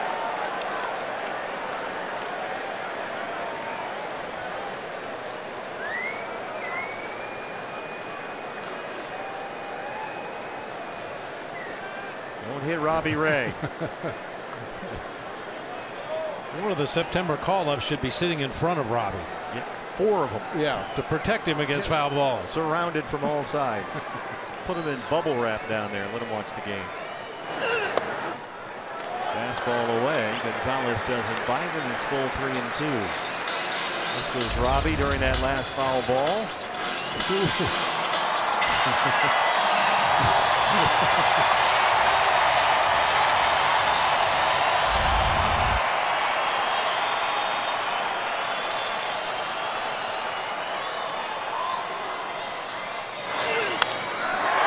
Shift is on. He knocks it by Drury and into right. A homer and a single lead off the LA fifth. Hey fans, D-backs 2018 season tickets are on sale right now. It's the best way to guarantee your postseason seats when you join the D-backs season ticket holder family. Choose from full, half, series, weekend season ticket plans. You can get more information online at dbacks.com/season tickets. Well, Greinke 4 no-hit innings, but a couple of Dodger base hits open up the fifth. And now it's Andre Ethier who walked his first time up. Yeah, really, in both hits in this inning, the home run by Grandal and that single through the shift on the right side by Gonzalez, both came on sliders in the middle of the plate and down. He's just not getting that pitch to the spot he wants right now.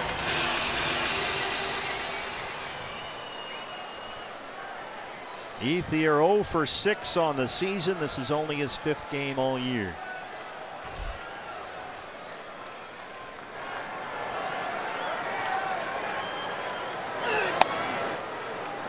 Fastball is in there for strike 1.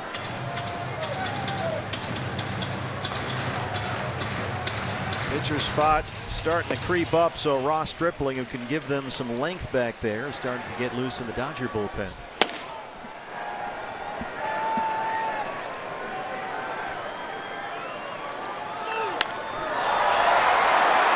Flare, and that drops into right center field. Gonzalez has to stop at second. Make it 3 straight hits to open up the Dodger fifth.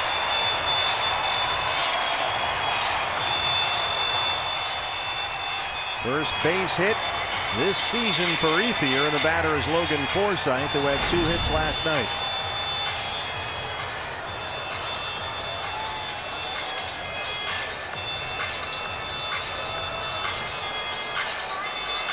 Whole infield meeting on the mound. Seager, who's got that bad elbow which prevents him from playing shortstop, has come out in the on-deck circle. The pitcher's spot is due up next.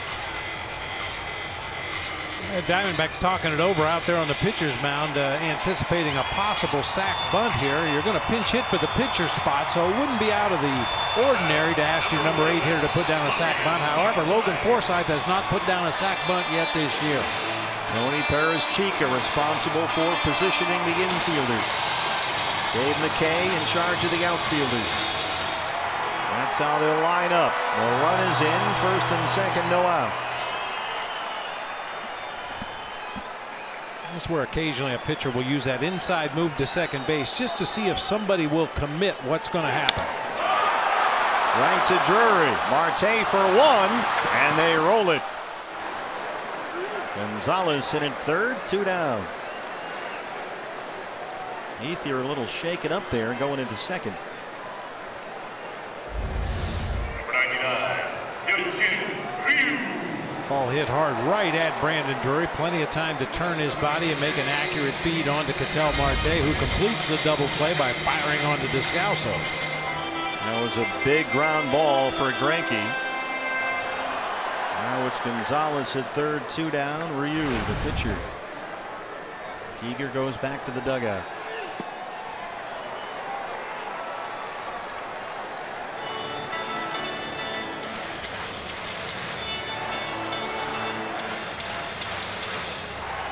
Got a million guys you could have used to pinch hit here. You don't have to burn Seager right now if you're Dave Roberts.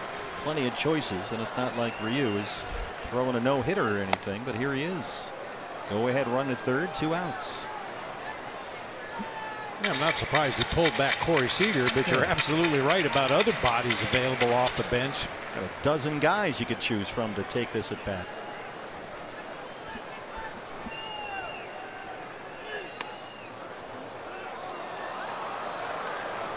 One and 2. Yeah, I don't get this. Yeah, this might be one Dave Roberts has to answer after the ball game. Local media, I'm sure, is going to want to know, why didn't you hit for Ryu in the 5th? It's not like he's Sandy Koufax, for crying out loud. But let's hope it works out in Diamondback favor. 1-2.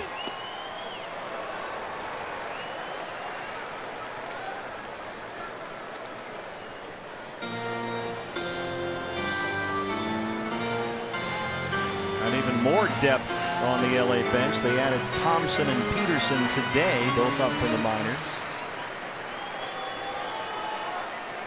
Here's Trace Thompson. 2-2 on Hyunjin Ryu. Gonzalez trying to distract Greinke. He breaks into a dead sprint from that third base bag as soon as Greinke starts his windup. Oh, Adam Rosales playing way off the line down there at third, which gives Gonzalez the opportunity to try to distract Zach Greinke. Hasn't seemed to bother Zach yet. He starts charging like a bull down that third base line, then suddenly stops. Here's the 2-2. And that's in there for strike 3. But Grandal's homer ties it 1-1 through 5 in LA. All right, Dodger fans, it's time to play Recap Shuffle presented by Here. I'm here with Mike, who, by the way,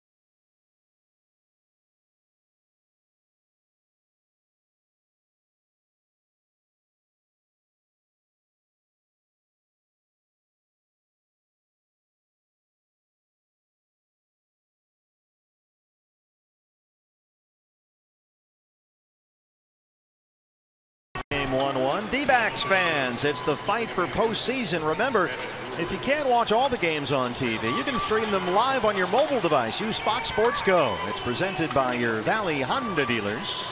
You can download the free app and take Fox Sports Arizona and Goldie and the D-backs with you wherever you go. Well, Hyunjin Ryu after that at bat to end the 5th is back out there to start the 6th. Brandon Drury, Daniel Descalso, and Adam Rosales 2 up, 5, 6, and 7 for the D-backs. Drury has flat out walks. Each team with 1 run on 3 hits so far.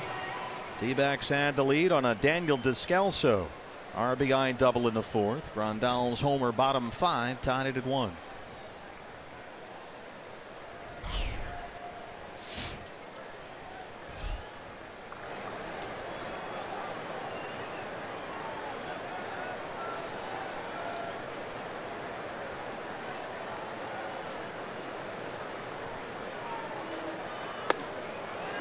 Big cut at that one from Drury at 0-1.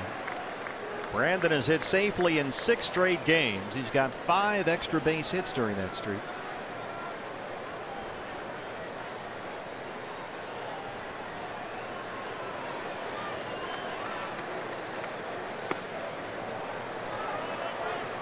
In fact, 12 of his last 15 hits have been for extra bases. He's really barreling up the baseball lately. He has homered in each of his last 2 games.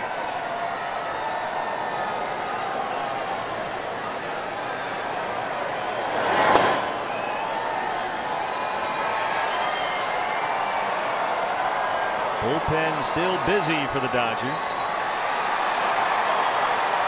Stripling's been warming up down there for a while, even though they let Ryu hit with a go-ahead run at third and 2 outs.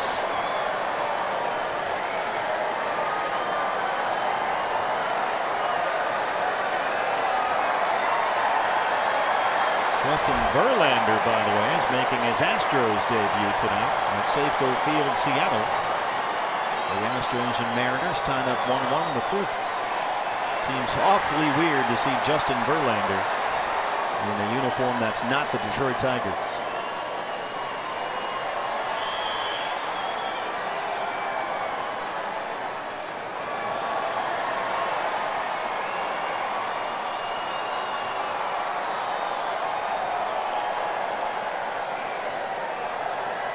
D-backs 6.5 games ahead of Colorado. Right now the Rockies lead the Giants 7-6. Bottom 8 at Coors Field in Denver. Brewers have already lost. Cincinnati beat them 9-3. That was a Zach Davies start for the Brewers today. He was looking for win number 17. Tied with Greinke at 16 wins apiece at the start of play today. 3-1. Curry hits a bouncer foul in front of Tony Perez Chica, coaching at third.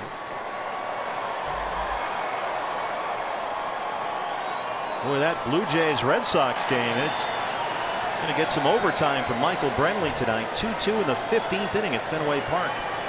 Take away those Apple Watches and suddenly they can't score.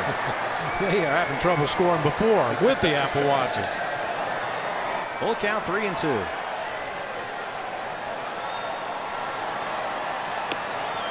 Leadoff walk. That's the 5th walk tonight issued by Hyunjin Ryu. One was intentional.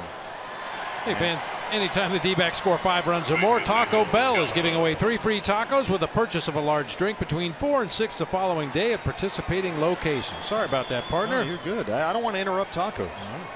I was going to say, does Michael get overtime as the Red Sox bullpen catcher? Because Boston has already used 8 relief pitchers. Ooh. So he's busy.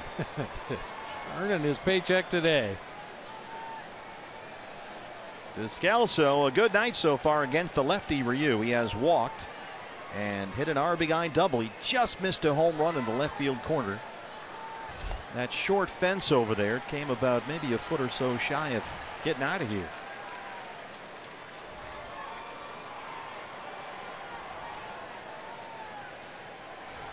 Hit right by that 330 mark right there. Andre Ethier, the veteran, out there in left. 0-1.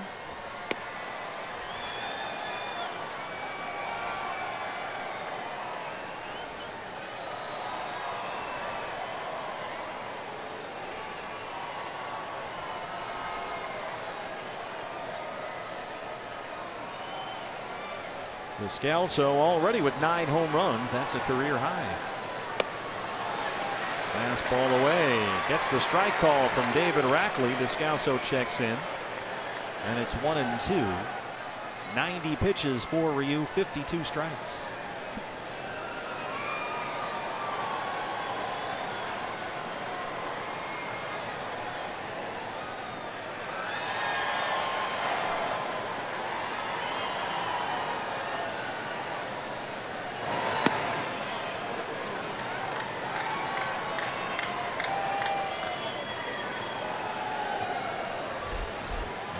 Gonzalez, who has struck out twice so far. On deck, the third baseman tonight. Night off for Jake Lamb against the lefty.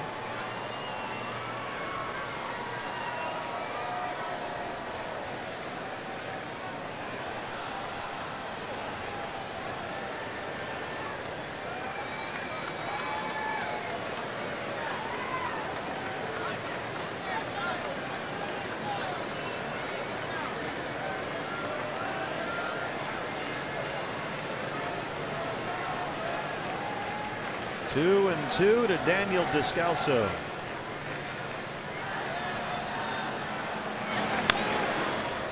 That's foul behind Dave McKay at first.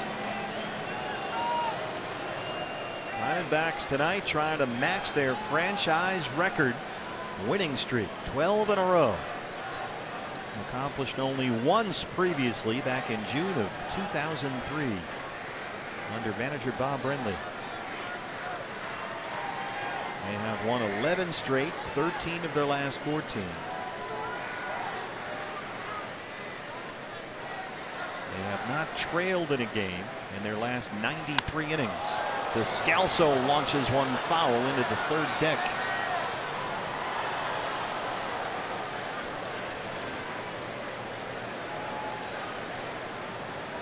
"93 innings without trailing in a game. That is remarkable.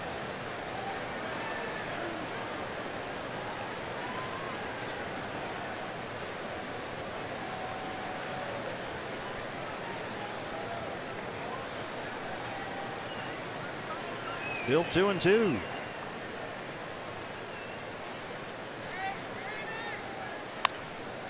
Right back to the mound. Ryu spins and throws. Taylor for one, and they turn the double play.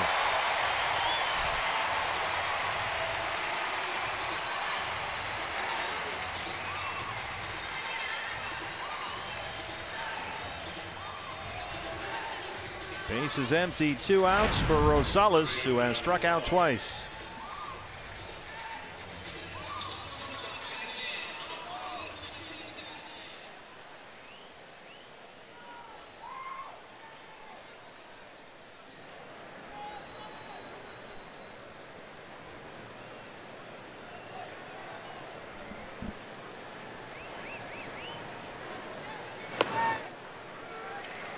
Gonzalez had a pair of hits last night. He had a 2-run home run in the 8th inning. His 7th of the year and his 3rd as a Diamondback, acquired at the trade deadline from the Oakland A's.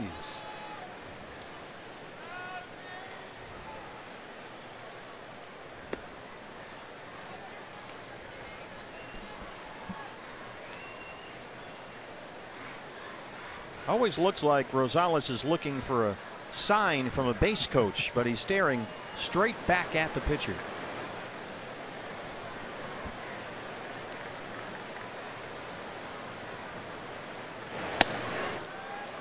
And watch when he steps out now. It's just holds the bat in one hand right at the label and just stares right back at the mound. He's just waiting for Ryu to get ready out there. He paws around at the dirt on the mound a little bit, looks down at his feet, finally looks up to get the sign, and that's when Adam Rosales says, okay, I'll get in the box now. 2-1.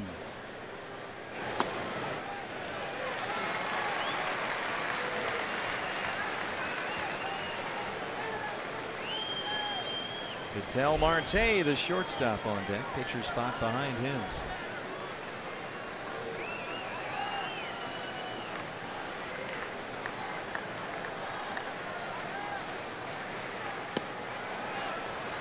Full count, 3-2. Pitch number 100. Coming up from number 99.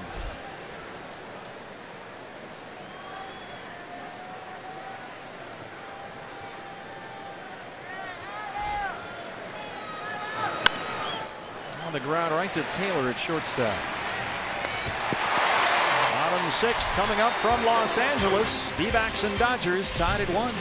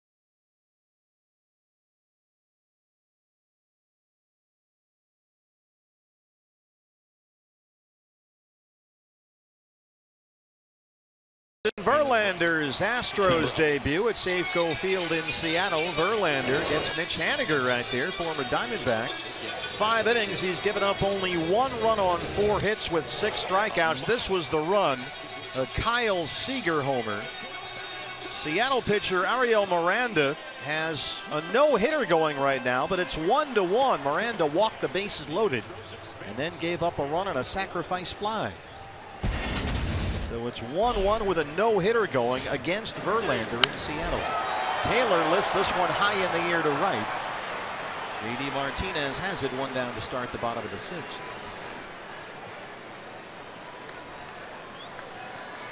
Right field, Curtis Granderson. Curtis Granderson now.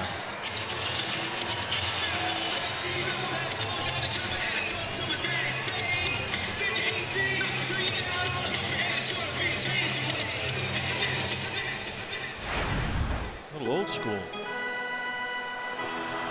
Not quite Christmas in Hollis, but it'll do.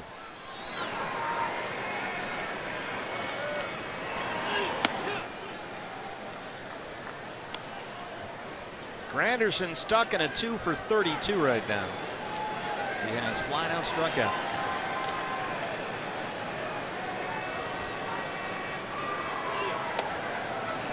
Slow breaking ball drops in there, and it's 1-1.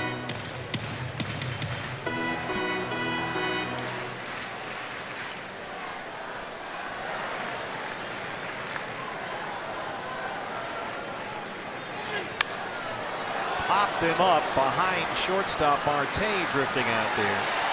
The drone coming in. The left fielder has it 2 down.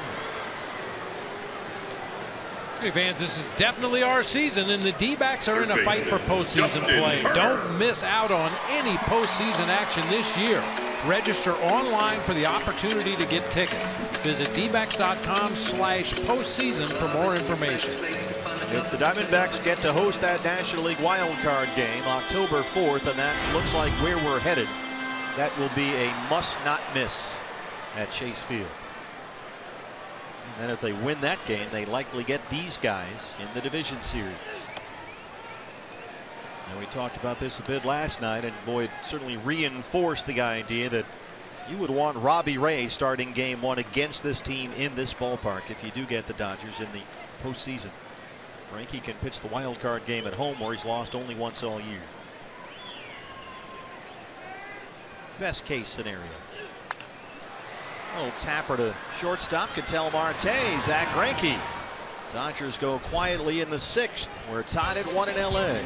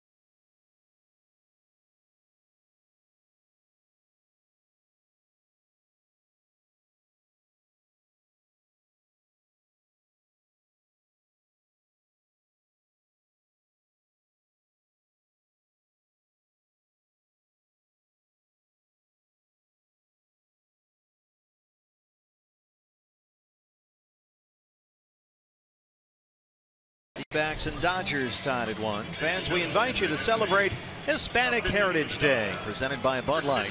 Coming up Saturday, September 9th. First 20,000 fans with us for the D-backs and the Padres game, a 5:10 start. Get the Sugar Skull bobblehead That's courtesy of Pepsi. Get your tickets now at dbacks.com. That's a fun bobblehead. We have that in our booth back home. New pitcher for LA, replacing Hyunjin Ryu, who worked 6 innings of 1-run ball. It's the right-hander Ross Stripling. His 40th appearance of the year, a 3.25 ERA. He can give them multiple innings if need be. He's averaging about a strikeout per inning this season. Stripling basically a fastball slider guy, mixing an occasional curve and occasional changeup. Ketel Marte, who has lined out to shortstop and been walked intentionally, leads off the D-backs 7th with Greinke on deck.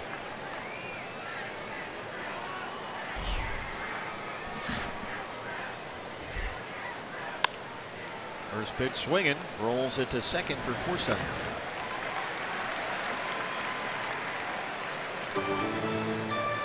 And Greinke will take his at bat.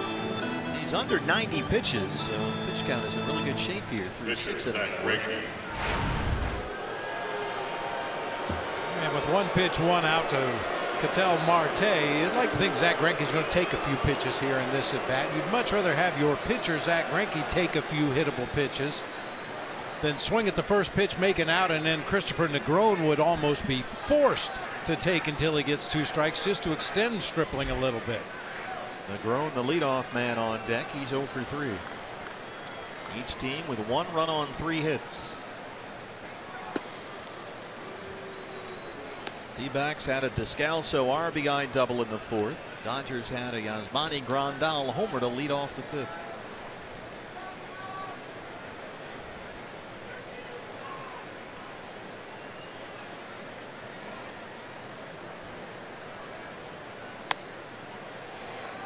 There's a strike, and it's 1-1.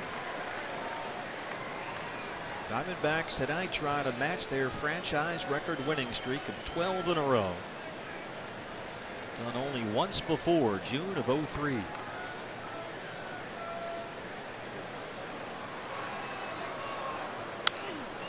Greinke fists this one out to shortstop. Taylor backs up to collect that one. 2 outs.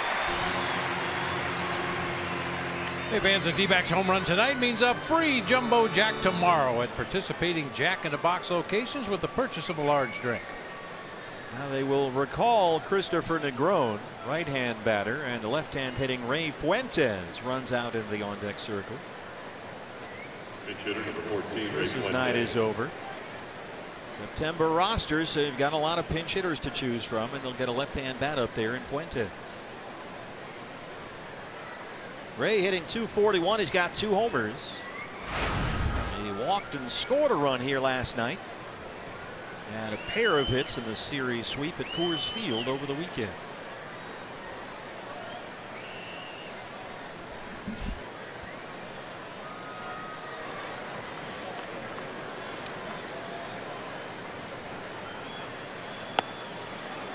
There's a strike. Fuentes 3 for 10 as a pinch hitter this year. That includes a home run.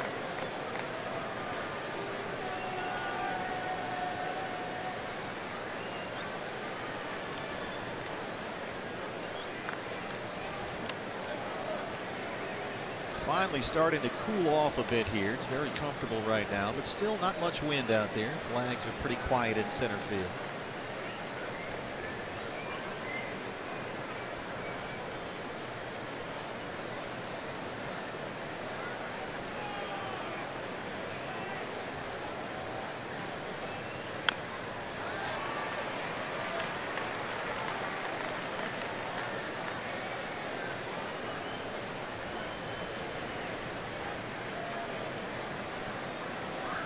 Rookie skipper Torey Lovullo. His team has matched a season high 22 games over 500 now. They are 80 and 58, 12 and a half games behind these Dodgers.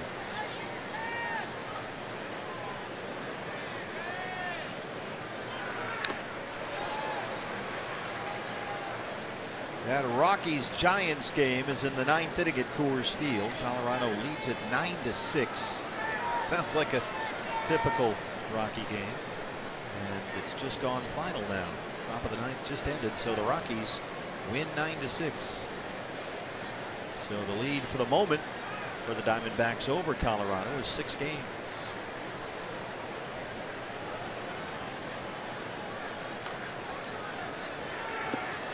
Swing and a miss. Stripling works a 1-2-3 7th. We stretch in LA, tied at 1.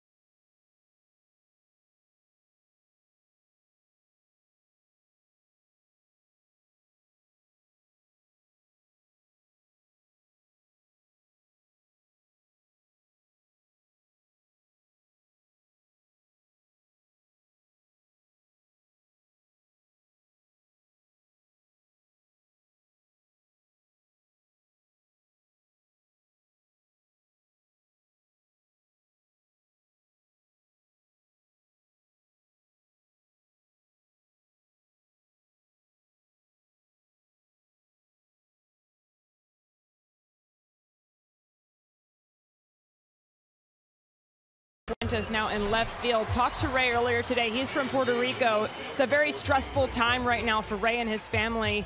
That as Hurricane Irma, ready to bear down on Puerto Rico, is supposed to hit sometime tomorrow. His father, his mother, his sisters are there. He tried to fly them here to the States, but his father felt comfortable that they could find shelter there and they would be okay. But looking at 175-mile-an-hour winds, guys, heading toward Puerto Rico and eventually possibly toward Florida. Yeah, it's just terrible what's going on down there, Jody, as Cody Bellinger leads off the 7th. They played for Puerto Rico, that Puerto Rican team that had such a great run in the World Baseball Classic back in March. Bellinger 0 for 2. He has struck out flat out. Greinke has retired the last 5 he's faced.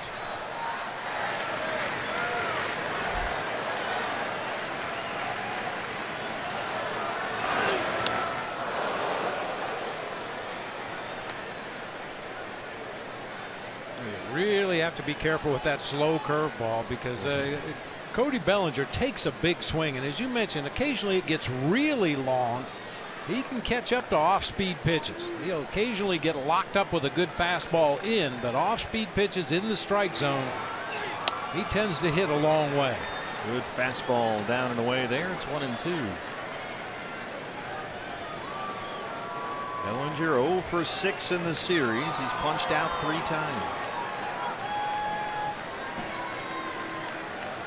Chris Iannetta behind the plate. Fastball up. Knocks it the other way. Gonzalez can't make the play. Prevented it from getting into left center. The shift was on against Bellinger, and Adam almost made a terrific play. Third baseman standing in the shortstop spot. Well, he wanted the fastball up, didn't get it up enough. Bellinger goes the other way. Rosales with a nice dive to his left. Had the ball in his glove momentarily, but just trickled out there as he hit the dirt. That'll go as an infield hit for Cody Bellinger. Just the 4th hit for the Dodgers. Leadoff man aboard, and here's Grandal, who homered his last time up to lead off the 5th.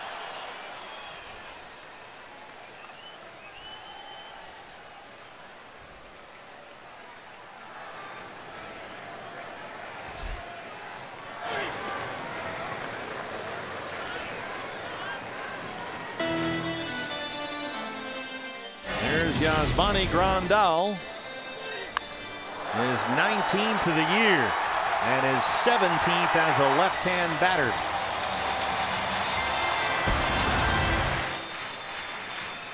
Switch hitting catcher.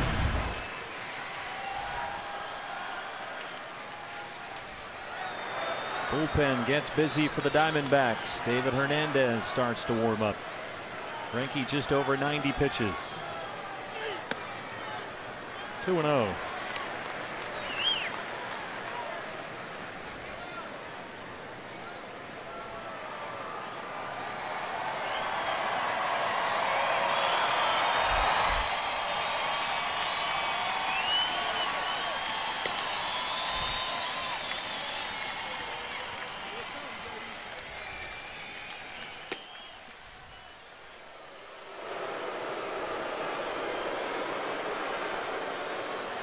Bellinger with 9 stolen bases on the season. He's been caught twice. I think if you just pay a modicum of attention to him, just let him know that you know he's over there, he's not going to try to steal.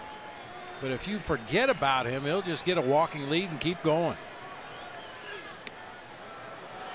That's a strike. That slow Greinke curve. David Rackley says yes. 2-1. Watch Zach's follow through here. He ends up just take a knee. Trying to will that pitch into the strike zone. It worked.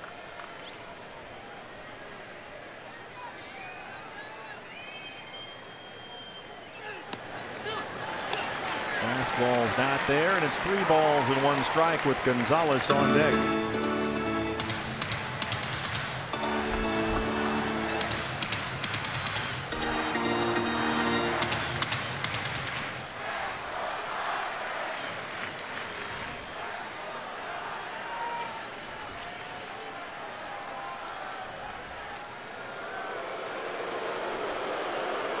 That's a good time to attempt a pick right there. As you're looking in for the sign, many times that base runner will get out there and try to peek in at the catcher signs at the same time.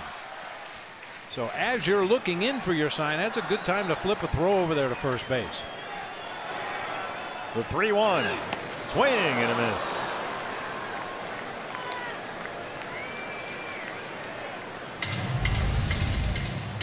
Like the changeup from Greinke there at 88.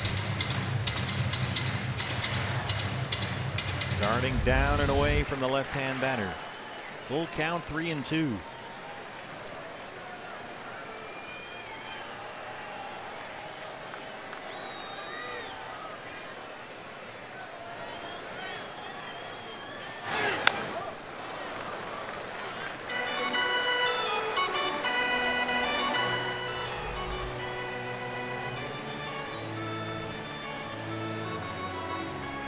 Hernandez loosening up.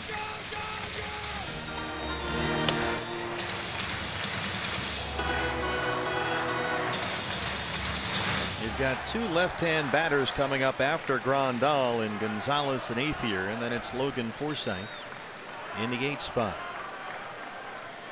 Bellinger at first, nobody out. 3-2 to Yasmani Grandal. Got him. 6th strikeout for Zach Greinke, 1 down.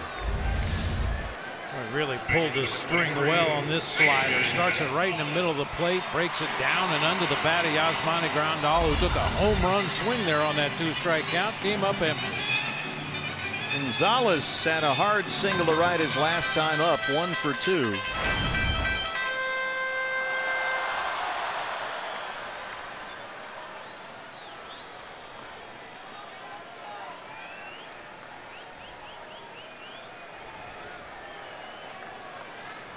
Ground ball right here would work out nicely. Strike 1. Zach, when he gave up the Grandal homer to lead off the 5th, and gave up singles by Gonzalez and Ethier, got Forsythe to hit into a 4-6-3, struck out Ryu to win the inning. And that's been the only time all night he's been in any real kind of danger.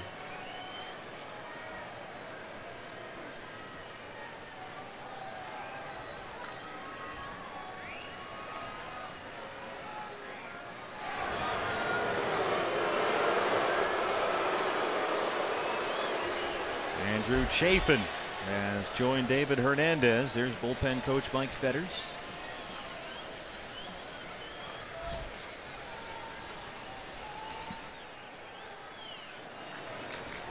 Curry back on the outfield grass at second. Here's the 0-1.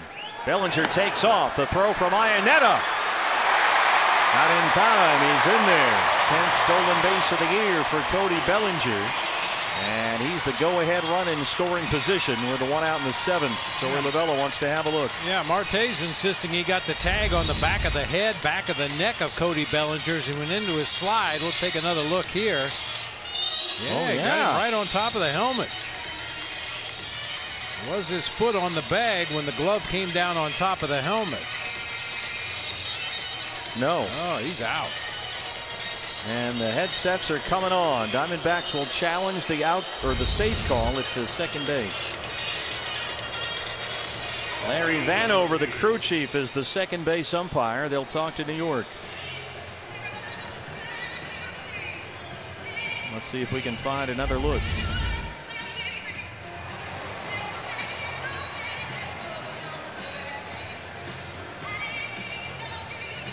That one you can see both the tag and the foot as it approached second base. This one is tough to tell when contact was made with the glove, but it certainly appeared like Marte got the tag down. Didn't look like Larry Vanover had the greatest angle there either.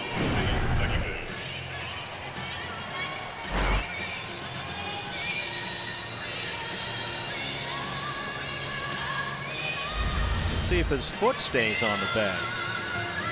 On it and then off of it right there. But was the tag on the helmet when the foot was off the base? This is the nature of replay. Once you bring it in, it gets awfully nitpicky at times, and you're looking at every thousandth of a frame of video. But this is where we are.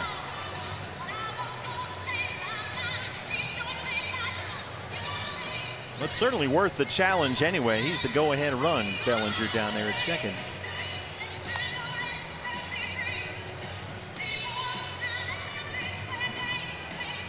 Looks like Larry Vanover wants to take the headsets off and make a call, but back in New York taking more looks at different angles, trying to find a definitive shot.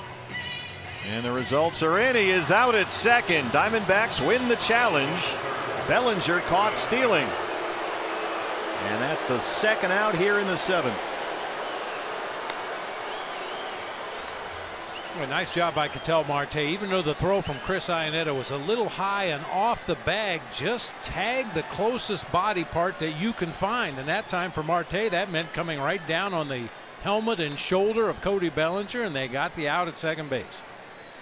Pitch number 100 coming up from Zach Greinke. Base is empty, 2 outs, a ball and a strike on Adrian Gonzalez. So that erases the leadoff single here in the 7th. 1-2.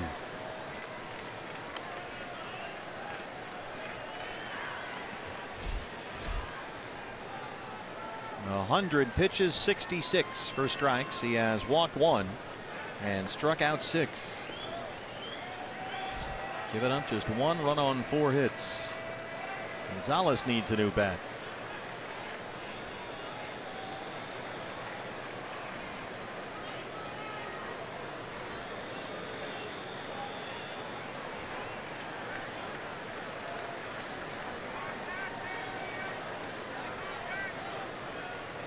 D-backs in the top of the 8th inning will have Iannetta, Pollock, and Martinez due up 2, 3, and 4.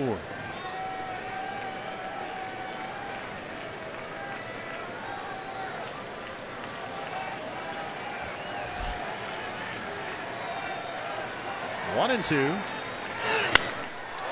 High in the air, Fuentes in left. Zach Greinke is through 7. It's a 1-1 ball game.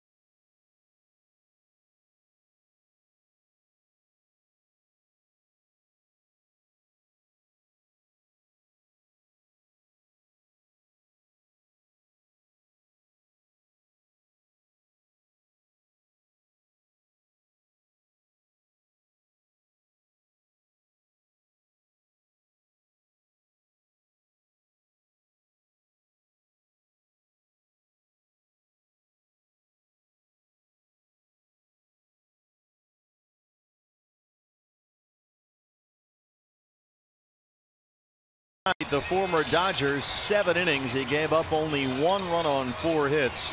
Walked 1, had 6 strikeouts. Our Gila River game summary. Daniel Descalso had an RBI double in the 4th that made it 1-0 Diamondbacks. But then Yasmani Grandal led off the 5th with a solo homer, and that snapped a streak of 51 consecutive innings in which the Diamondbacks pitching staff did not allow a home run. And that's where we are. 1-1 8th inning. Ross Stripling back out there for his 2nd inning of work, and Chris Iannetta, the number 2 hitter tonight, leads off the 8th. Chris walked, struck out, grounded out. He's 0 for 2.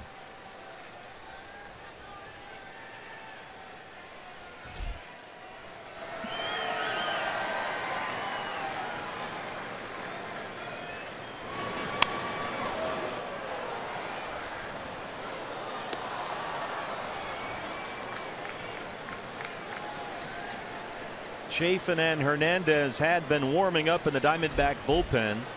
They sit down now, and they are getting set to bring in the beard.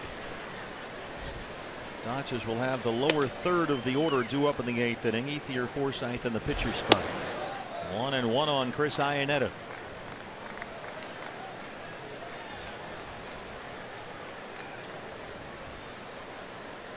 Rockies have won tonight. They beat the Giants 9-6 at Coors Field. The lead right now is 6.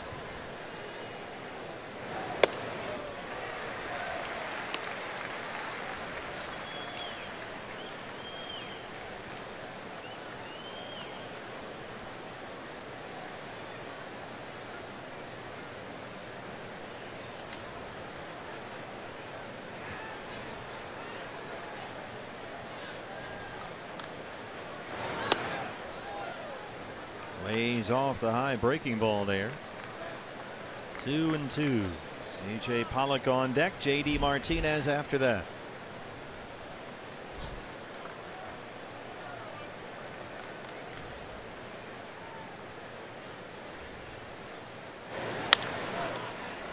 Roll to shortstop. Backhanded by Taylor. Long throw from the edge of the grass, and they get Iannetta to open up the 8th.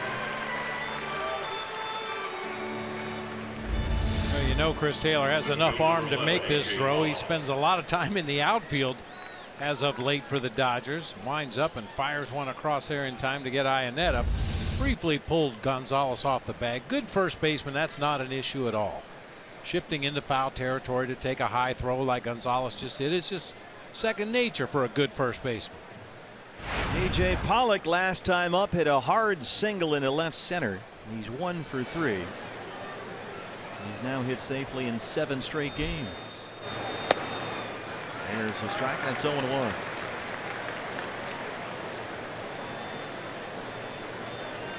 A.J. in his last 12 games, 4 homers and 12 RBIs. D-backs at this point looking for that big hit. Trying to win their 12th in a row and tie a franchise record.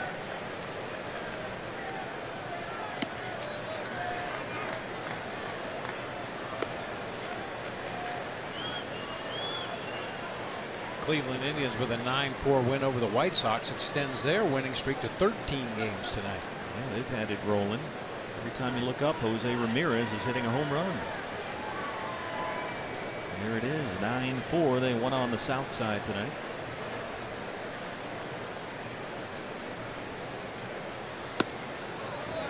2-1 on A.J. Well, that's a good take right there. That's a pitch that A.J. was chasing with amazing frequency when he first came back off the disabled list. More recently, he's been laying off that slider down low and away. If it's out of the zone, force that pitcher to come back into the zone. Well, you just knew he was going to come out of it. He's too good a player not to. And he's ahead 3-1. J.D. Martinez, as always, pacing like a caged lion in the on-deck circle. He doubled and scored in the 4th.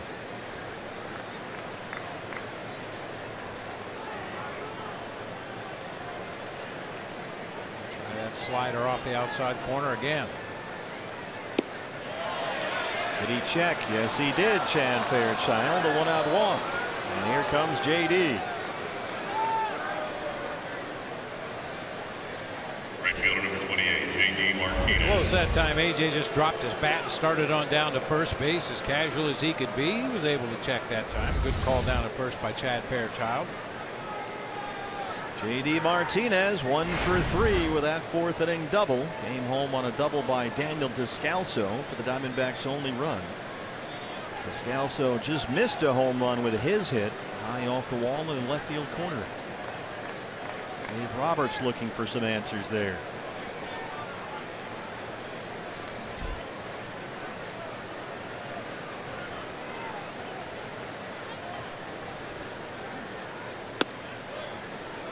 Ball 1.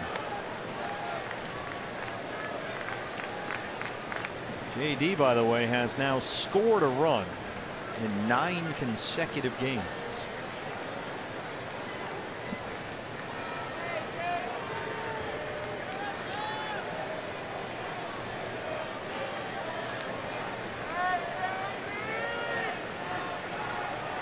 (1-0) from Ross Stripling. 2 balls and no strikes. Boy, this is the age-old problem for a pitcher against a dangerous hitter like J.D. Martinez. You don't want to groove one early in the count, so you miss away with the first 2 pitches. Well, now you're almost forced to throw a strike. 2-0.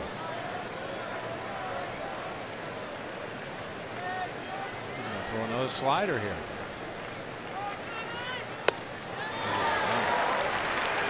2-1. JD last night, the first ever 4-homer game in the history of Dodger Stadium. The lefty Tony Watson starts to get loose.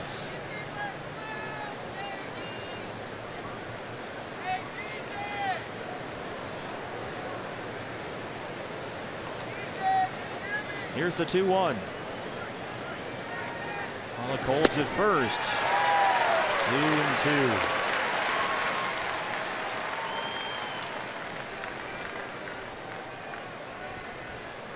Brandon Drury, the on-deck hitter.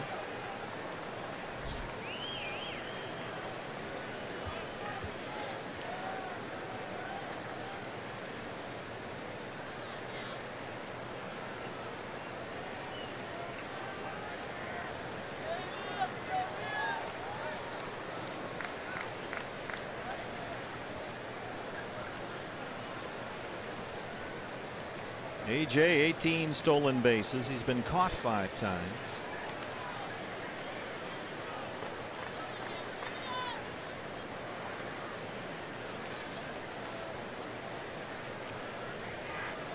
Two and 2 on JD Martinez. Pollock holds, and that one is in there for strike 3. David Rackley rings him up, and you don't often see JD have these types of conversations with the umpires.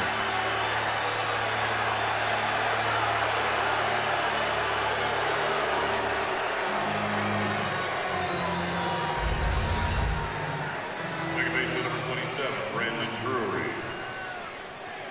That's a strike. Yeah, caught the top of the zone.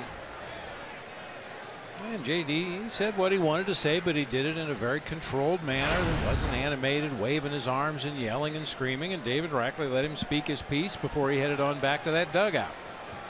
And as soon as he did, Torey Lovello took a U-turn and went back as well. Here's Drury. Close at first, but Gonzalez dropped the ball.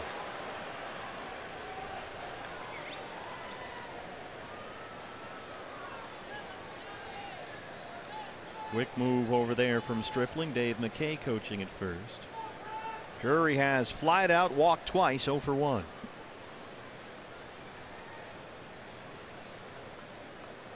Another pick.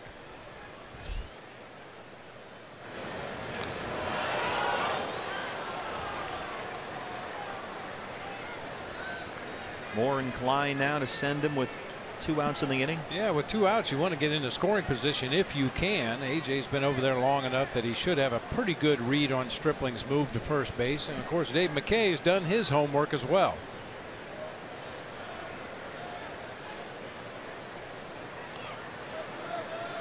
Well, the Dodgers clearly think he's going to be moving. Hey, you'll notice AJ wears a pad on his right elbow when he runs the bases. Hey, you can clearly see when he goes back in head first to first base, that right elbow is kind of exposed to that throw over to first base from the pitcher, so he wears the elbow guard on the right arm when he's on the bases.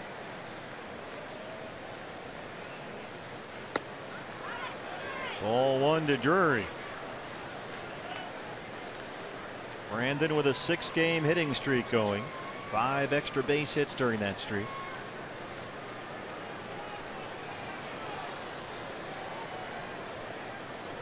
He has homered in each of his last 2 games.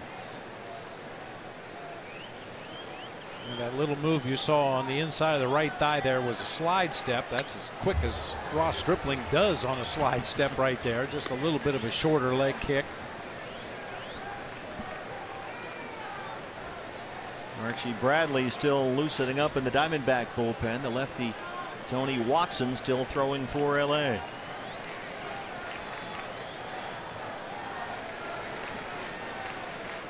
They've got the left-hand hitting Daniel Descalso in the on-deck circle.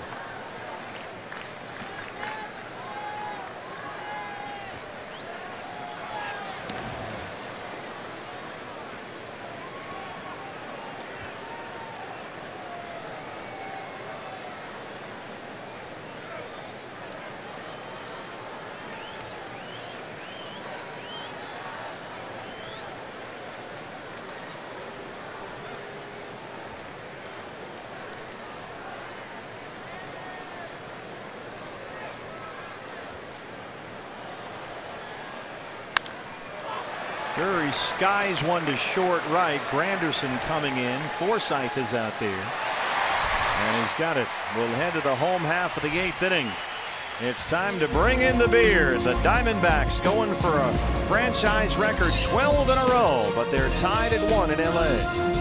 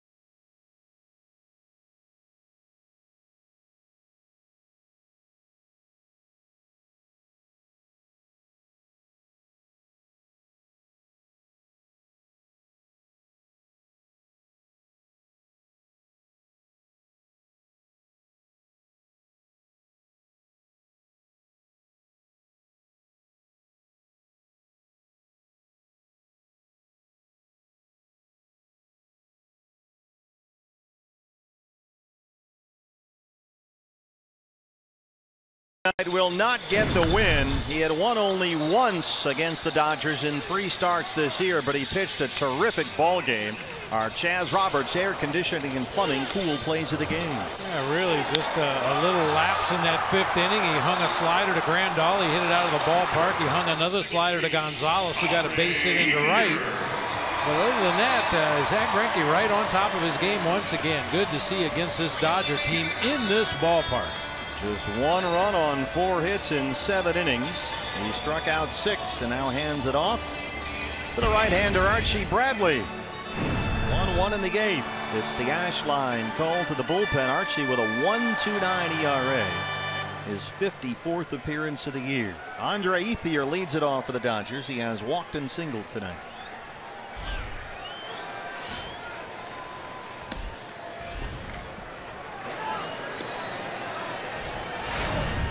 Ethier just off the DL last Friday. His single in the 5th inning was his first hit this season. Had a herniated disc in his back and missed most of the year.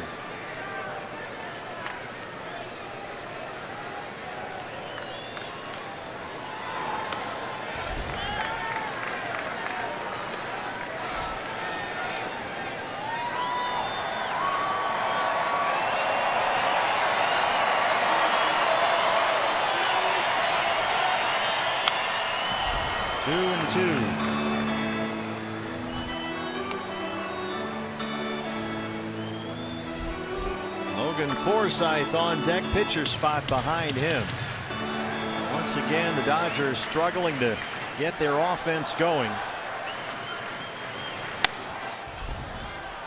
They have lost 9 of their last 10. They've been outscored over that stretch 59-25. This one 1-1 in the 8th. Full count on Ethier, 3-2. Left center, AJ.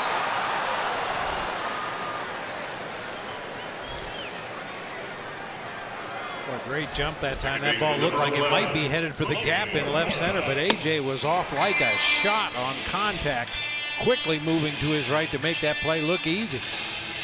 Big closer Kenley Jansen getting loose in the LA bullpen. Diamondbacks in the 9th will have 6, 7, and 8 due up.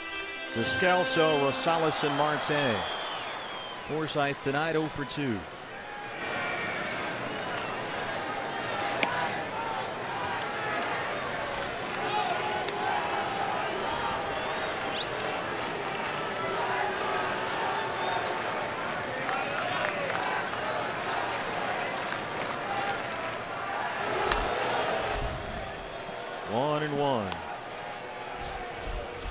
Pitcher spot up next. There is the Silver Fox, Chase Utley.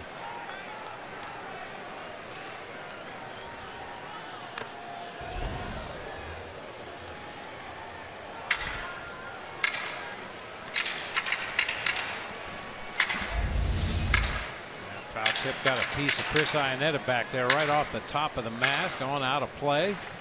And David Rackley checked on him to make sure he was okay. Took a little time to sweep off home plate, give Chris a chance to regroup and start over again.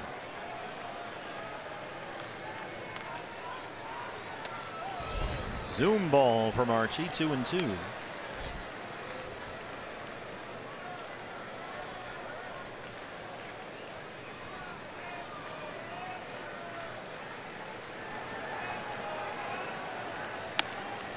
Just blew him away. Archie Bradley, whose nickname in high school was Hollywood. Well, he's in town, and that was one for the marquee right there. Number 26. Just good old-fashioned country hardball. Here's my best heater up in the zone. See what you can do with it. And Forsythe's a pretty good high fastball hitter, and he just blew it right by him. Chase Utley, 234. He's got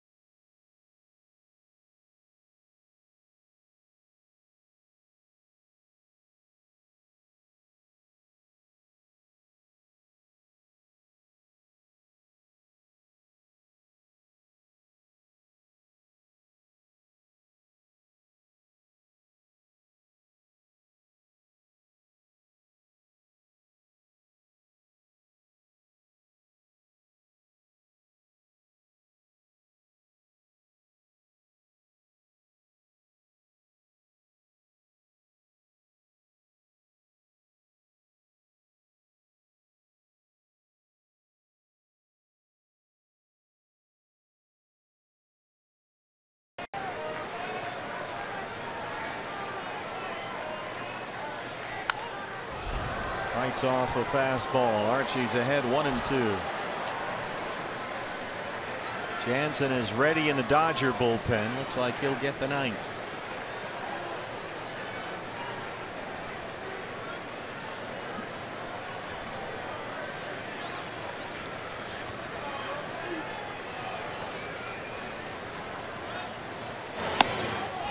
Called called strike 3.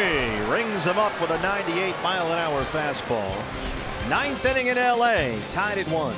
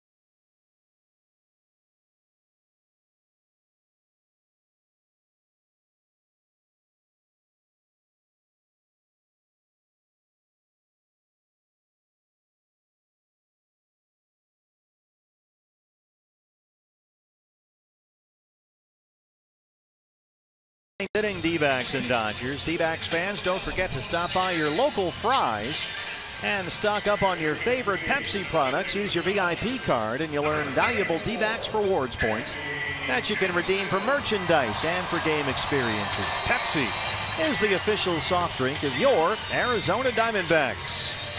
The closer Kenley Jansen has made his long, slow Lee Smith-like walk-in from the bullpen.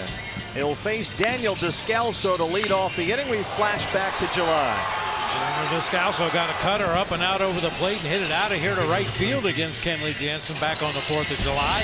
This guy is really difficult. 1.21 ERA, 36 saves on here in a 1-1 ball game in the 9th. 94 strikeouts against only 6 walks in under 60 innings pitched. That seems like a lot. That's a lot. But 4 home runs, and one of them hit by this man right here. Descalso, in fact, has knocked in the only D-backs run tonight. An RBI double in the 4th.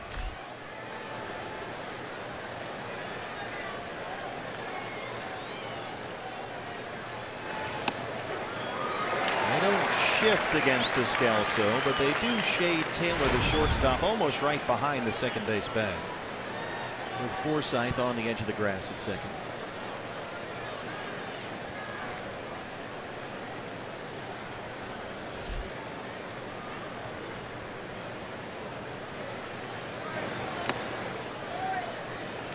Breaking ball from Kenley Jansen that time. Usually he's just one cutter after another when he comes into the ball game. Occasionally he'll sneak a 4-seamer up high in the zone, but rarely do you see him break out that slider.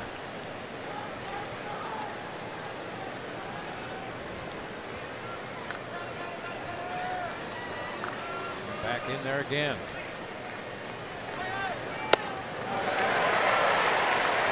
One and two.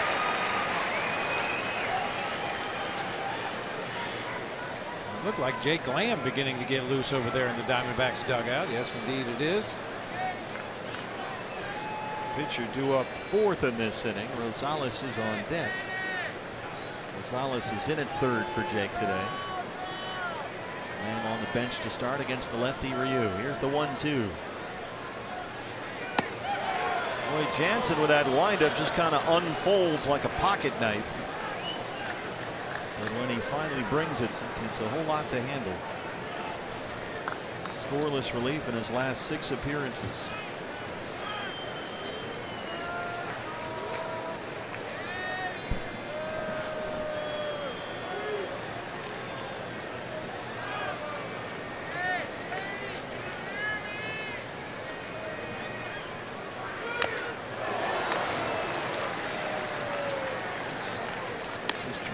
Bury that thing right in on the hands. 2-2.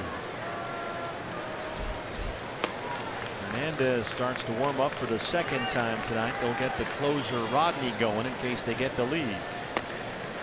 I'm sure Dave is ready to go. He was warmed up an inning ago, ready to come into the ball game. So he's just playing a little catch to stay loose. Fernando Rodney just playing catch to start the process. 2-2 on Daniel Descalso. Strike 3 down and away.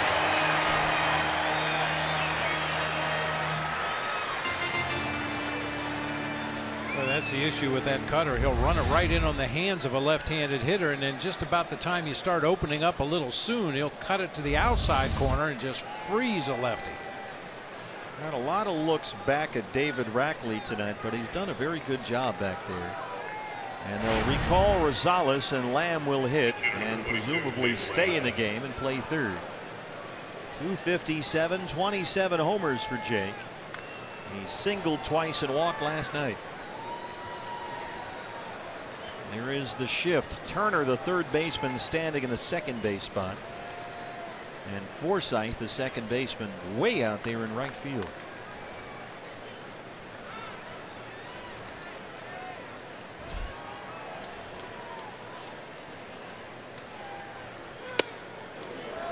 Just inside, 1-0.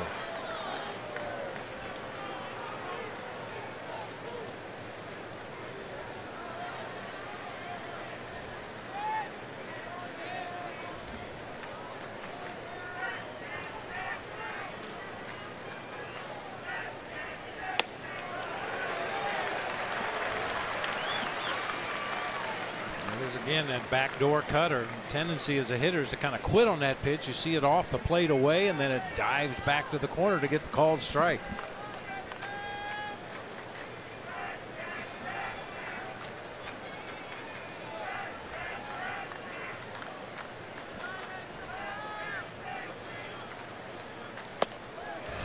Missed away, 2 balls and 1 strike.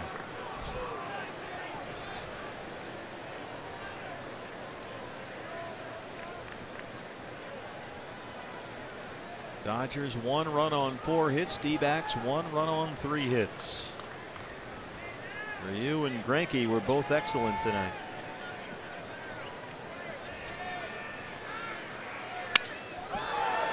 Broken bat. Jansen's under it. 2 outs.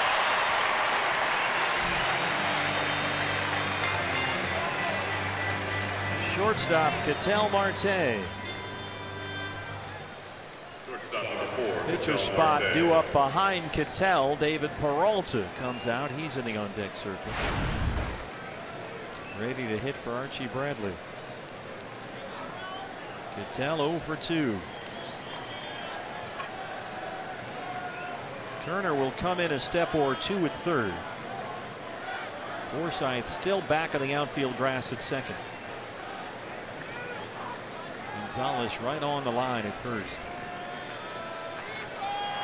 And for Marte, Cody Bellinger more than a couple of steps over toward left center. There's a whole bunch of room in right center field right now. See Granderson way back there in right. He's back to the warning track. 0-1. Yasmani Grandal does that every time. He appeals to the wrong umpire. Every time there's a check swing, doesn't matter if it's a right-hand batter or a left-hand batter, he will almost always appeal to the wrong ump. It's just hilarious. Maybe because he switched hits, he gets confused. I don't know.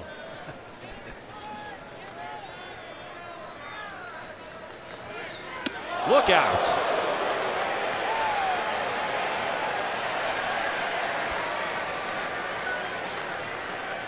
That can be scary because of the nature of the pitch. It's running farther in. They want it up. You see where Grandal sets up. There comes the cutter way up high and moving in on Marte. Nice job to get out of the way of that one. Yeah, with that movement, the ball is almost chasing you, isn't it? That's what it feels like. I bet.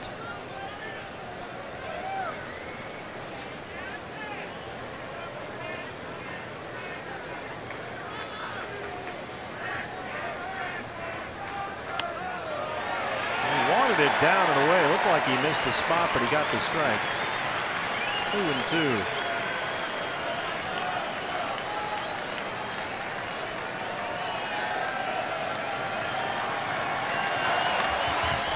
Peralta hoping to get a chance, ready to hit for the pitcher Bradley.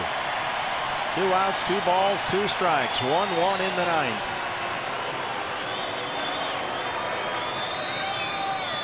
D-backs with only 3 hits.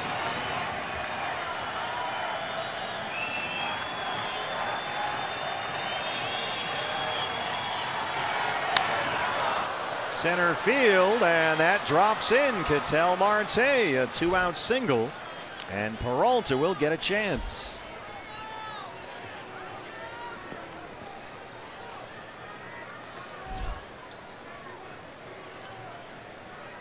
Hitter number 6, David Peralta. David, 296, 13 home runs.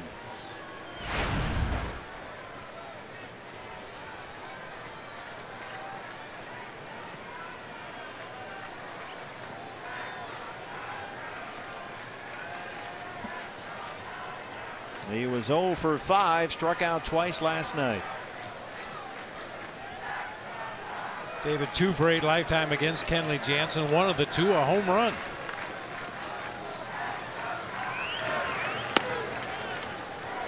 That one missed. It's 1-0.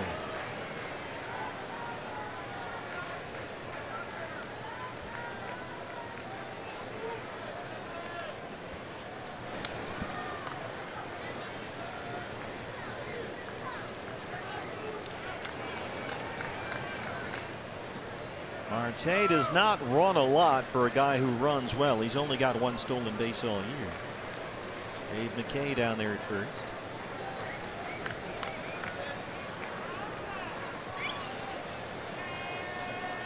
Quick move over. Marte is back again.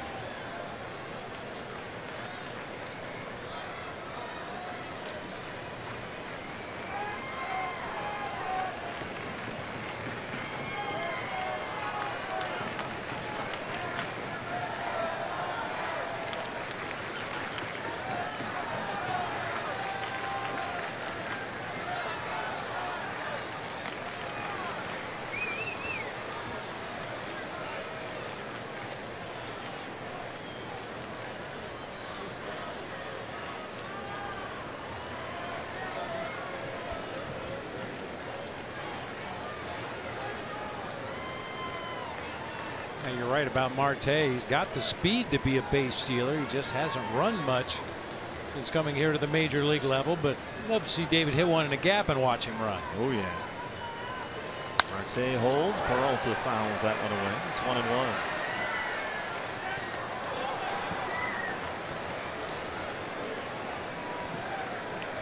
David Long looks down to third base. Tony Perez-Chica flashing signs.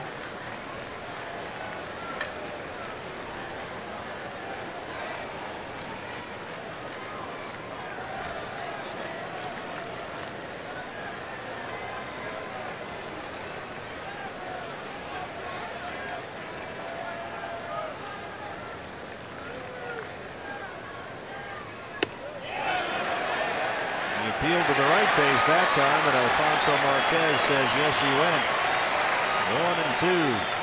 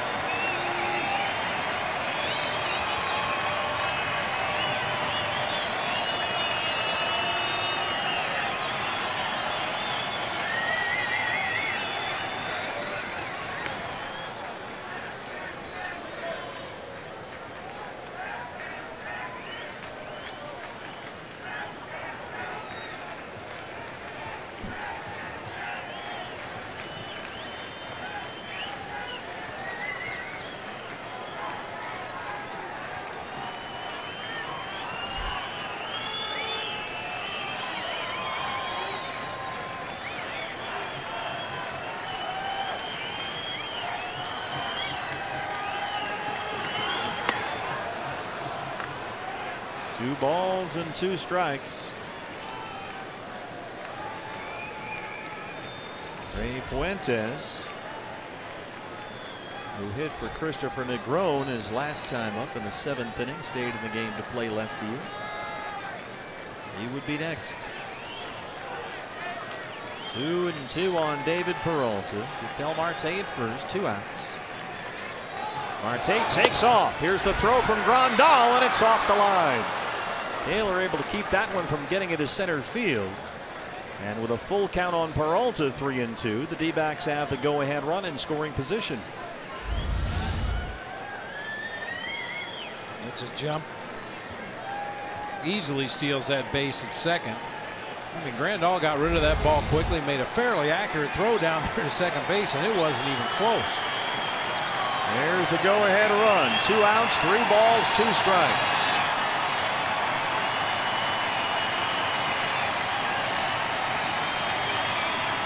First time the Diamondbacks have had a runner as far as second base since the 4th inning. He walked him. Good at bat there by David Peralta. 2-1 and 2 out for Fuentes. The fielder number 14, Ray Fuentes.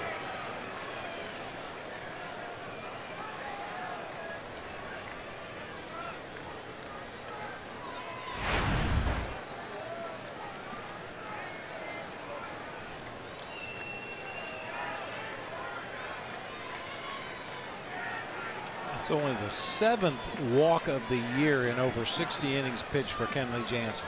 That's a good at bat. If you can grind a walk against Kenley Jansen, you're eyeballing him. Big time. We'll see what Ray can do here. 2 on and 2 out.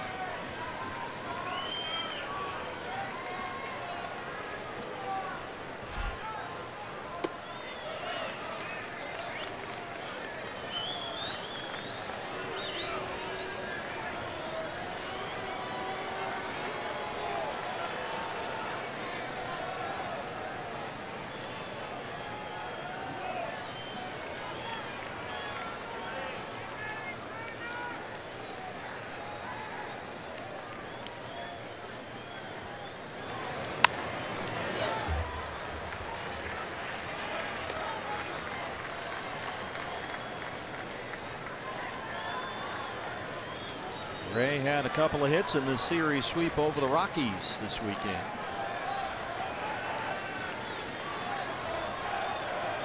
Go ahead run at second base, 2 down.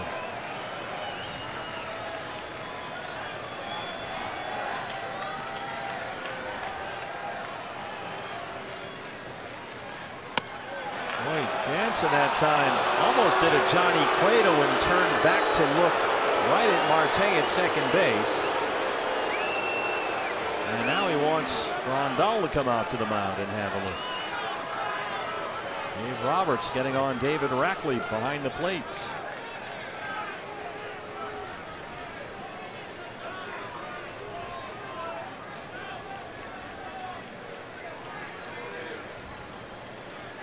About to throw his 25th pitch in this inning. So far 12 balls, 12 strikes. 2-1 to Ray Fuentes. Gets the strike call from Rackley, and it's 2-2. Bellinger comes in now. He's waving toward the Dodger dugout. Where do you want me? He's got his hands over his head, asking for some advice. Yeah, he started several steps over into the gap in left center. George Lombard, the outfield coordinator, moved him over to straightaway in center field. Now they're trying to get him back over in left center again. 2 on, 2 outs, 2-2. Well, I mean, Bellinger was literally waving his hands over his head like he was doing jumping jacks. This is his first game in center field in the big leagues. And he was trying to get the attention of the Dodger coaches. He was in, he was out, he was back, he was left, right, and he's moving around again. Now they want him over more toward right center field. One more time on 2-2.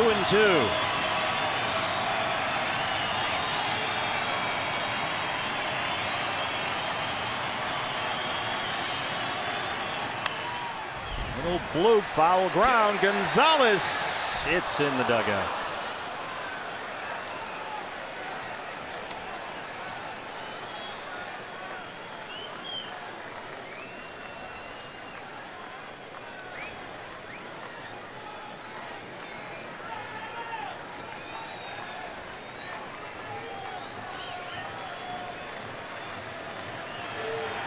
Bellinger now in straightaway center.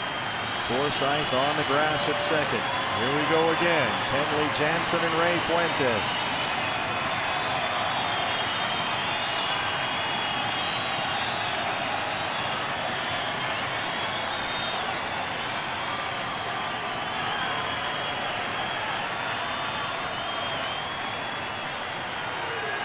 Got it.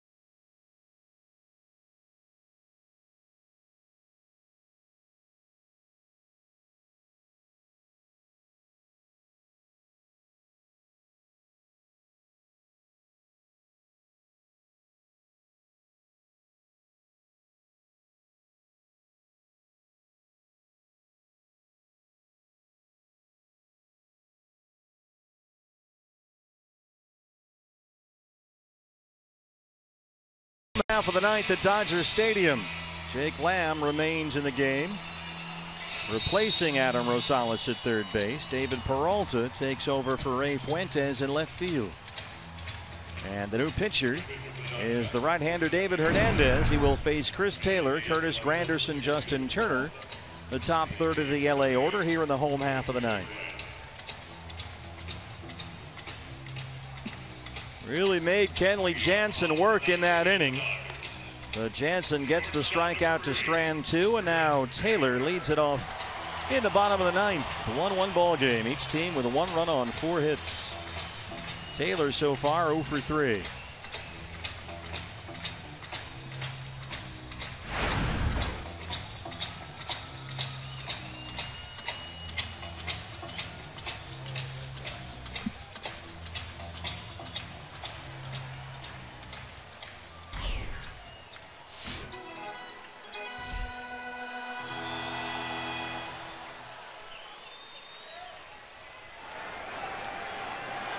Taylor 0 for 7 in the series.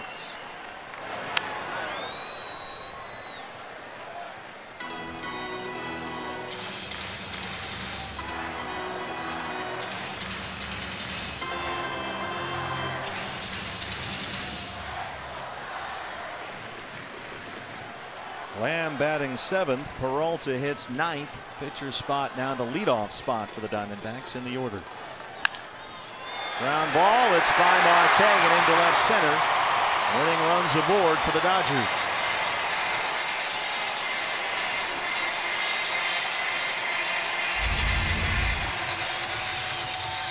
Yeah, Ketel Marte always cheats over in the hole a little bit for Chris Taylor. He pulls a lot of balls that direction, but this time it goes back to the middle of the field and Marte can't quite get there. Now it's Curtis Granderson who is 0 for 3. Granderson right now stuck in a 2 for 33 skid at the plate, 2-11 on the year.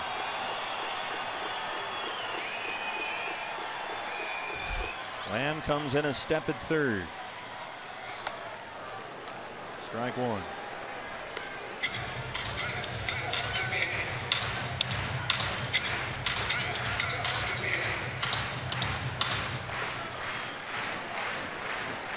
Taylor can run. He's got 15 stolen bases.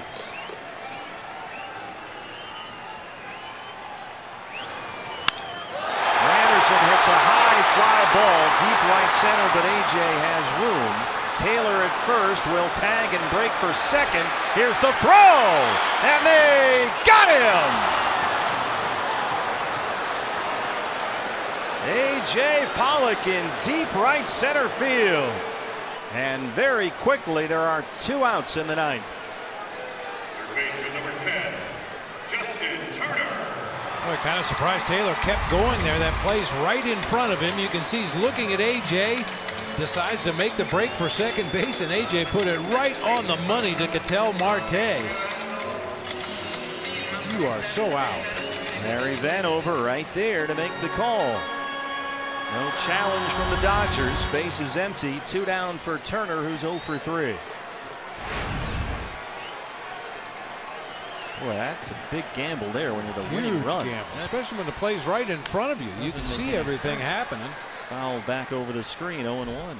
You know, if you see AJ backpedaling as he catches the ball or not aware that you've gone back to first base to tag up, then maybe you take a chance. But when he got behind the ball, caught it, and unleashed that quick throw, there's no way Taylor was going to make it. Gold glove center fielder out there.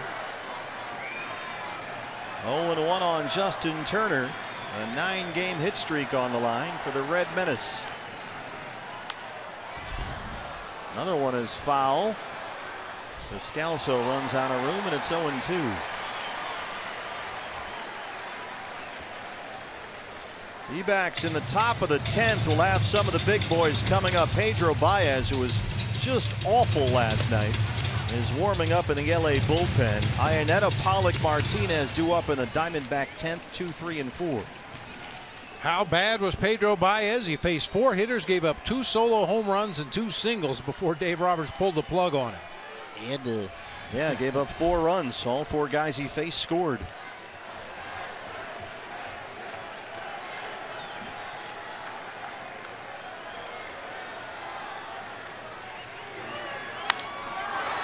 Marte at shortstop. He will play extras. Diamondbacks looking for 12 in a row. We hit the 10th in LA.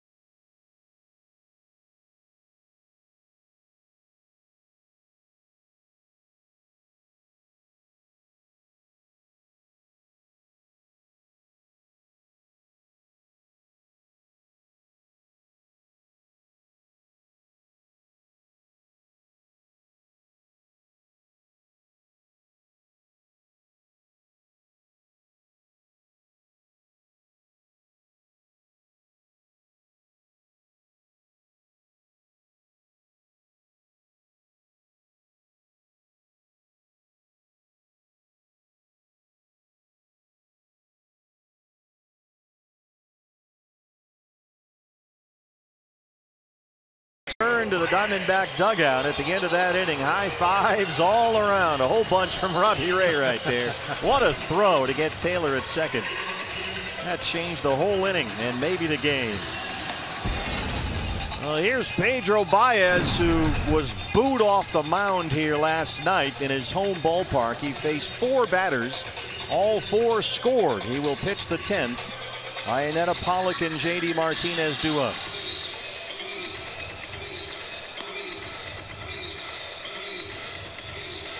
It's not uncommon for a manager to get a guy right back out there again the next day after a rough outing like Baez had last night. He's a very important cog in that Dodger bullpen, and Dave Roberts trying to get him right here for the final 3.5 weeks of the season.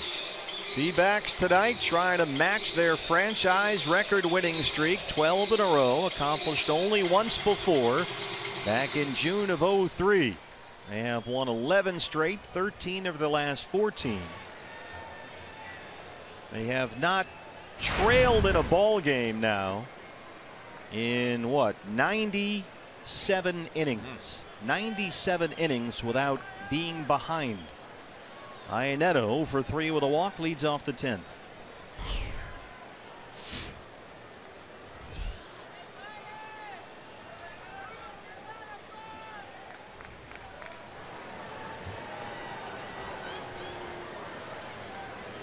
If it's coming in this inning against this guy. 1-0.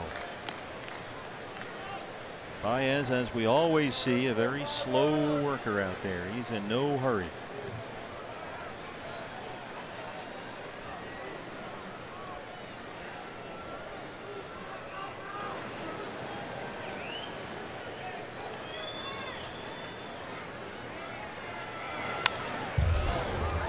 Fouled straight back on that fastball, 1-1. Been a rough September for Pedro Baez. He has appeared in 2 games, faced 6 batters, given up 3 home runs and 2 singles. How are we looking?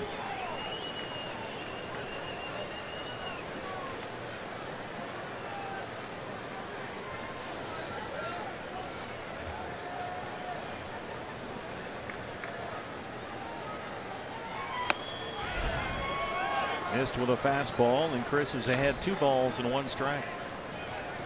He has hit safely in 9 of his last 10 games, 3 home runs over that stretch.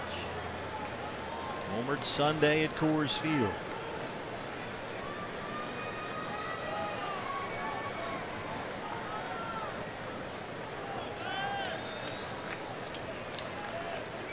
Like we said, no hurry. Well, the story is very early on in his career. It's a good one, too. Yeah, somebody told him, a coach or an instructor somewhere, hey, you need to learn to slow the game down. And we've heard a lot of players talk about that, and they just mean don't get too far ahead of yourself. Let the game come to you. But Pedro Baez took it literally. Slow the game down. I can do that. And he's very successful at it. Rick Honeycutt hasn't been able to fix him yet. Pollock on deck, 3-1 on Iannetta.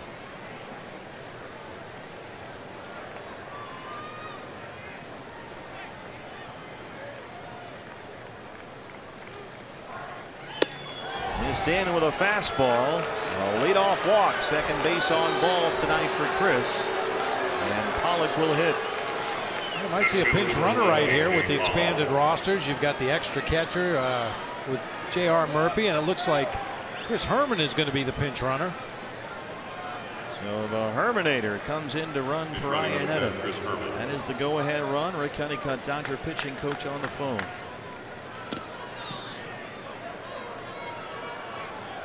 AJ walked his last time up, singled in the 5th. He's 1 for 3.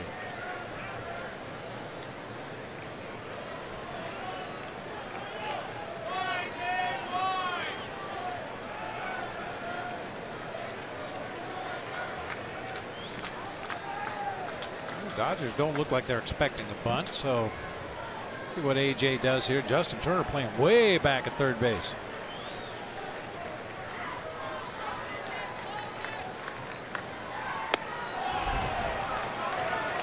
Baez so far has thrown 6 pitches, 5 of them balls. Rondal needs a minute here.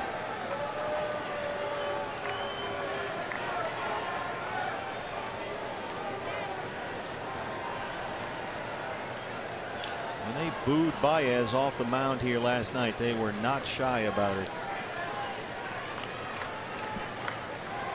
Dave Roberts has a whole bunch of guys from which to choose back there, but he brings in Baez, 1/1 10th inning. Well, if Baez would happen to give it up again tonight, that'd be another question he's going to have to answer in a post-game presser. Why did you leave Ryu in to hit for himself with a go-ahead run at third base, and why did you bring Baez in again? That one made no sense.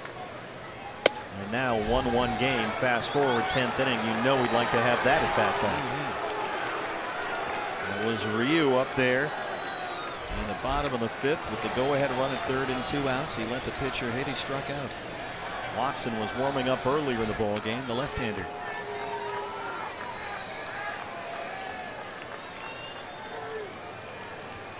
Seven pitches, 6 balls from Pedro Baez. It's 2-0 on A.J. Pollock.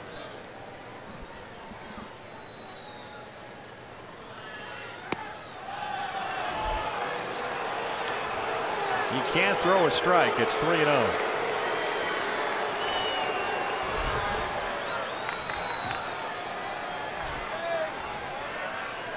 Oh, by the way, guess who's on deck? Yep.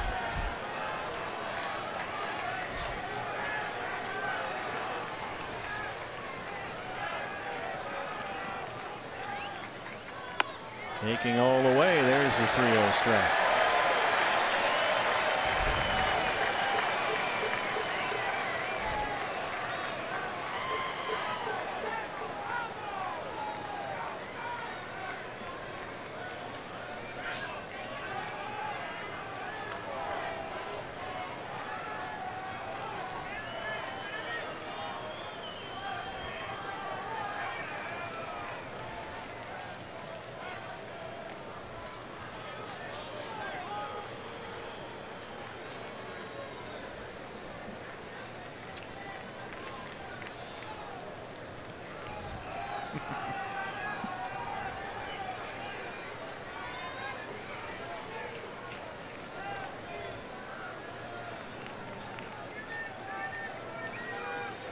Three and 1 to A.J.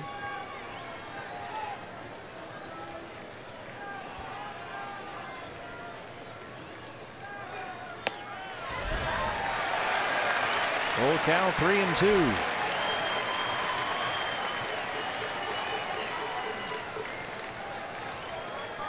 J.D. Martinez pacing in the on-deck circle. No right-hander warming up in the bullpen for the Dodgers. He's already on the mound.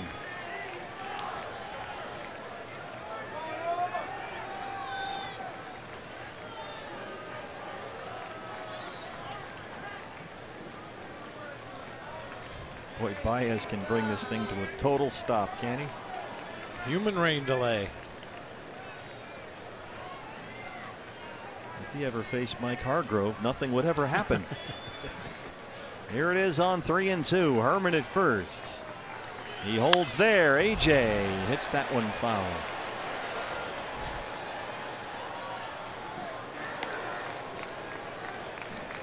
A.J.'s single in the 5th stretched his hitting streak to 7 games. Herman running for Iannetta after the leadoff walk.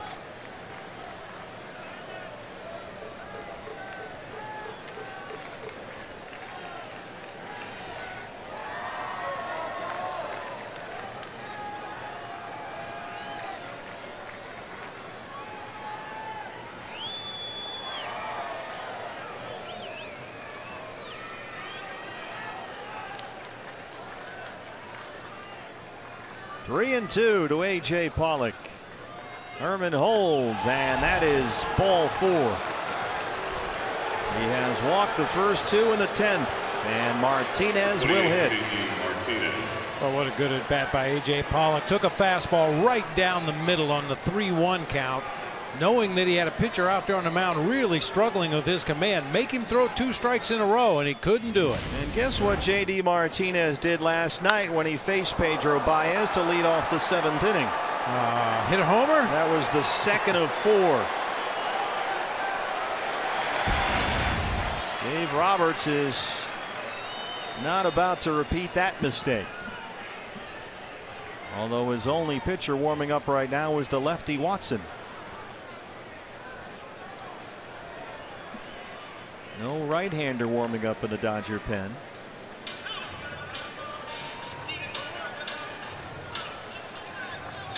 It looks like he's not going to make the change, but Tony Watson's been really good against right-handed hitters this season, holding him to a 190 batting average. But he's going to stick with his right-hander Baez. Oh boy. Now Dave Roberts is being booed off the mound here. JD doubled and scored in the fourth. He's 1 for 4 tonight. And you do not want to give JD Martinez the opportunity to face a left-hand pitcher. JD hitting .400 against lefties this year. And that includes 10 homers. 1-1 in the 10th, 2 on, no outs. And here is Martinez. I think it's a safe bet to say he's not going to be putting down a sac bunt. Boy, that would really fool him, though, wouldn't it? It would.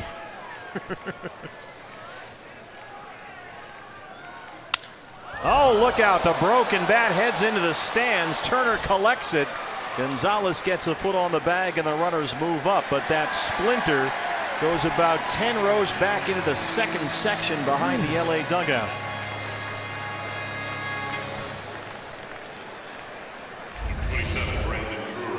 That bat just exploded that time. Right in on the hands. You see that barrel and the sharp end go whirly-birding up into the stands. Fortunately, everybody okay. Ball tapped to Turner down there at third. He gets the out at first. I'm just guessing here, obviously, but if that's the bat that Cooperstown wanted, they're going to have to find that bro who just caught it. And she's explaining you can't have this. They want it in Cooperstown, New York. Brandon Drury. Second and third, 1 out. Infield in for the Dodgers, and that pitch is fouled and out of play.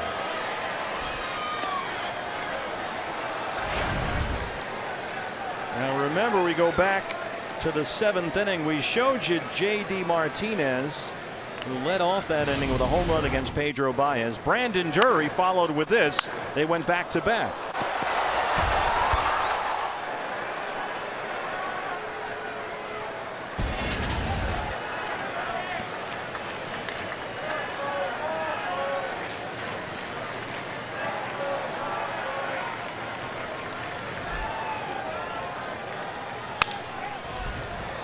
Foul at third, and Brandon down 0-2.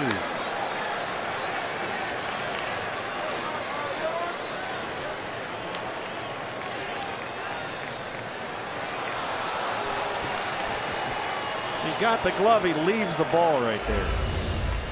He came running down from his seat to try to make a play. Just threw his glove at the ball, and then has to ask the ball boy to give me a little hand here. He did get the ball.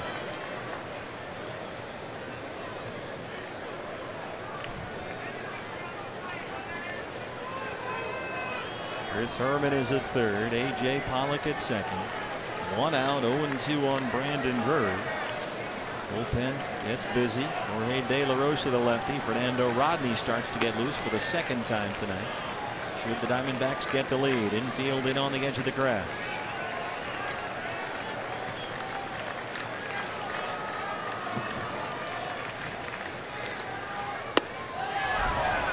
Missed with a fastball, and it's 1-2. Drury 0 for 2 tonight. He has walked twice.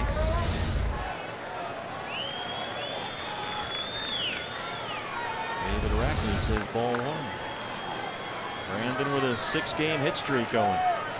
Brandon Rackley, or David Rackley rather, has hesitated to give that low strike to anybody tonight.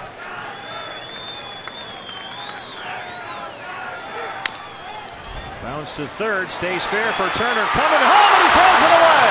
Herman scores. Here comes Pollock, and it's 3-1 Diamondbacks.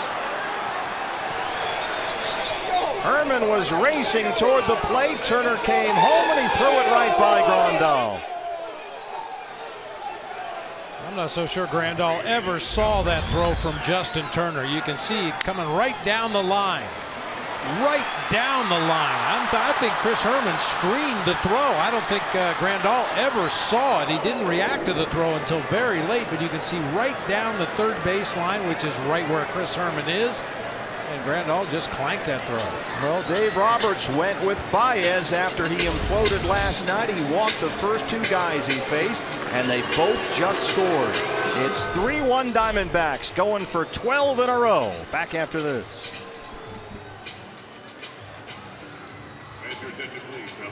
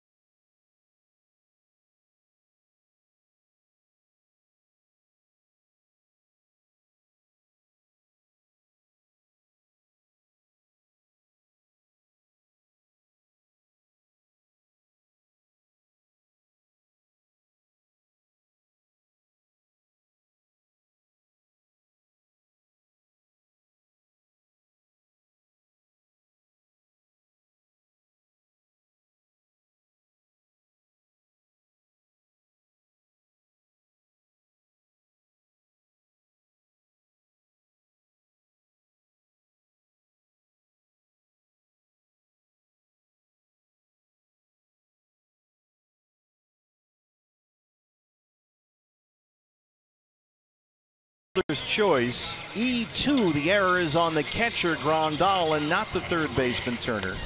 And no RBI for Brandon Drury, but it's a 3-1 D-backs lead.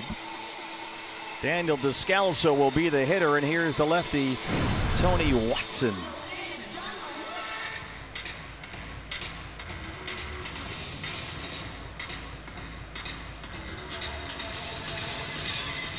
You know, watching Chris Herman come down the third baseline on that play, some base runners will look at the eyes of the catcher to see where the throw is and try to get in line with the throw. I don't think that was the case on that particular play. Chris Herman just happened to be in line with the throw from Turner to Grandal and screened the Dodger catcher.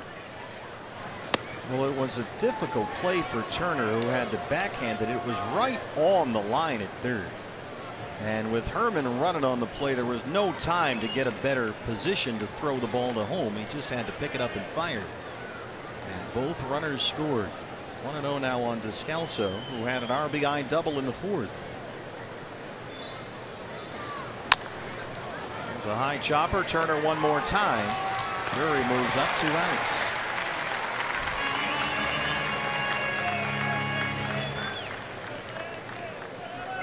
Jake Lamb. Well, here's Jake Lamb. Now, these two have met before in this ballpark. Tony Watson and Jake Lamb, lefty on lefty. Or Chase Field, pardon me. Yeah, that was that little Uchi swing there. Yeah. Got fooled a little bit by a breaking ball, but able to reach out and cover it and bang it off the foul pole in right. Jake with 5 home runs this year against left-hand pitchers. Dodgers have 3 defenders on the right side. Drury at third, 2 down.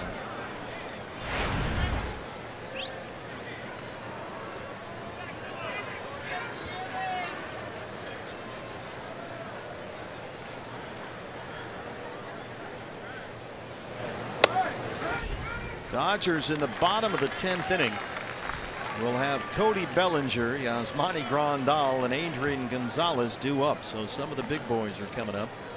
4, 5, and 6. Rodney is ready in the bullpen.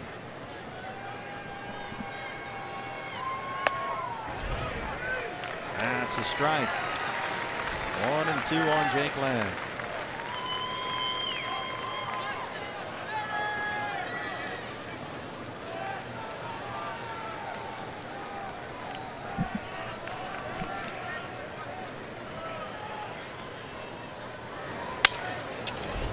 Tapper squirts by the mound. Nobody's there. Taylor has to get over there with the shift on, and he just does get Lamb at first. But the Diamondbacks score 2. The error charge to Grandal. Rodney coming in with a 3-1 lead.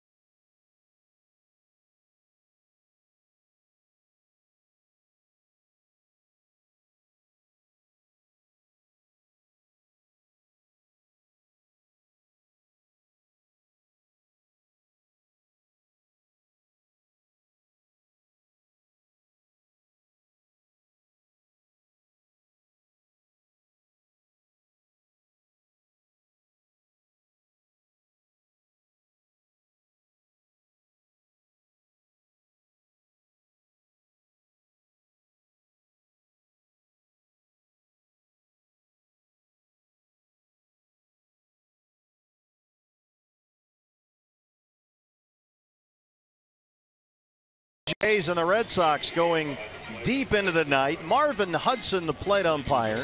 Josh Donaldson, the hitter for Toronto, barking about that strike call. Now, before the next pitch can be delivered, Hudson finally hears enough. Right there, you're gone. And Donaldson goes bonkers.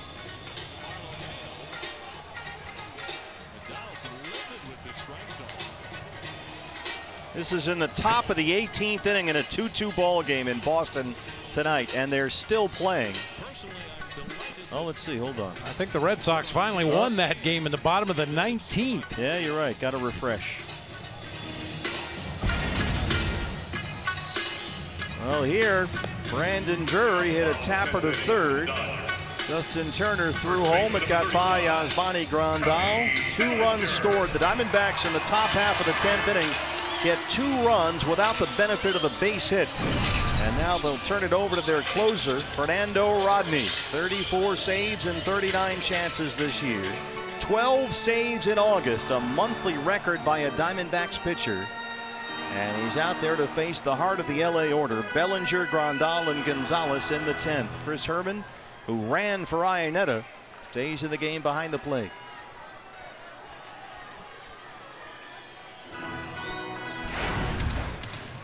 Bellinger singled his last time up. He was thrown out by Iannetta trying to steal second. 1 for 3. Shift is on. Marte and Drury both on the first base side of second. D-backs 3 outs away from tying the franchise record with their 12th consecutive win. Last time that happened, June of '03.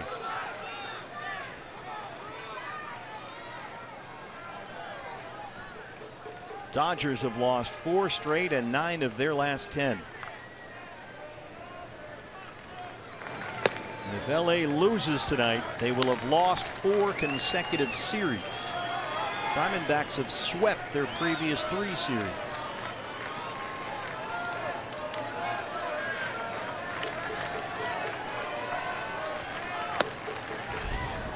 One and 2 on Cody Bellinger.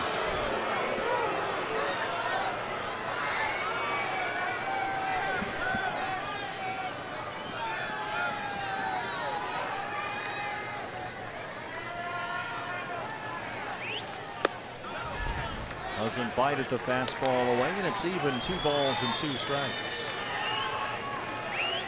Bellinger homered both Saturday and Sunday in San Diego. Grandal, who's on deck, homered off Zach Greinke in the 5th for the only LA run.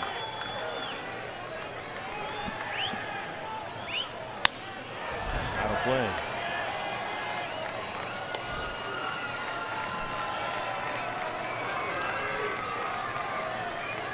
Diamondbacks, if they can close this out, will have not trailed in a game for 98 consecutive innings. 2-2. Roll to first. Descalso's there. One down. Catcher number 9, Yasmani Grandal. Just looking back at the 0-3 season, win number 12 that year of the winning streak. Matt Cada had 5 hits in that ball game. Luis Gonzalez went deep twice. Carlos Baerga had 3 hits. Steven Randolph was the winning pitcher. That one went 12 innings. Omer Descends was the starter. Just about everybody else in the bullpen pitched at some point, though. Extra innings. That's a nice coincidence right there. Grandal is homered and struck out twice. Jody Jackson standing by. D-backs Live, presented by CenturyLink. The post-game show is next. Corey Seager with that bad elbow in the on-deck circle. He would hit for Adrian Gonzalez.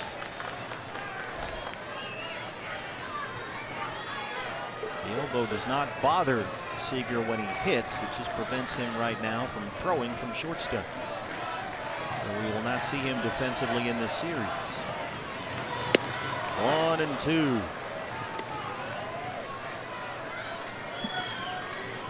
D-backs, if they can hang on, will improve to 10-8 against the Dodgers this year, meaning they will win the season series for the first time in 4 years.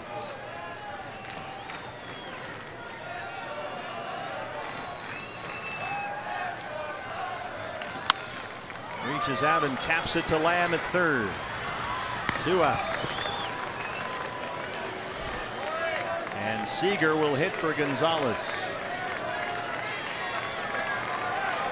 It's hitting for the Dodgers, number 5, Corey Seager. Seager 309, 19 homers. It's a sore right elbow. Got some swelling in there, some inflammation. They're hoping he can play shortstop again by this weekend, which means he would have had about 2 weeks off from playing defense to rest that elbow. 3 defenders on the right side. If the D-backs hang on and close this out, they will have trimmed 9.5 games off the Dodgers division lead in only 11 days. It'll be down to 11.5. Colorado has 1. They beat the Giants 9-6. The wild card lead would remain 6.5 games. Diamondbacks would get to a season high 23 over 500. Behind on Seager, 2-0. There's the strike.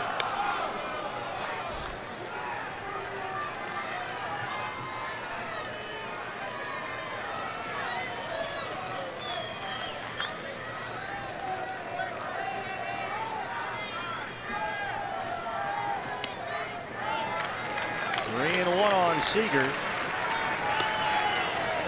Andre Ethier in the on-deck circle. Rather not bring the tying run to the plate with 2 down in the 10th.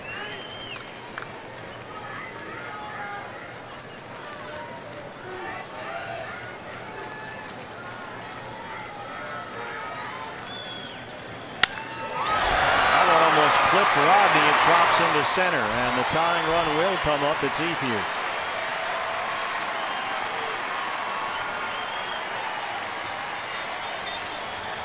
Fielder number 60, Andre Ethier.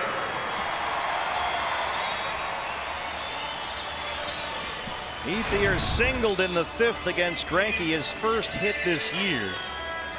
This is only his 5th game this season. He's been out all year with a herniated disc in his back. Tying run at the plate for the Dodgers. 2 outs in the 10th. One previous at bat for Ethier against Fernando Rodney. He popped it up. They are not holding Seager on the bag. There he goes. Pitches up. And he takes second base uncontested.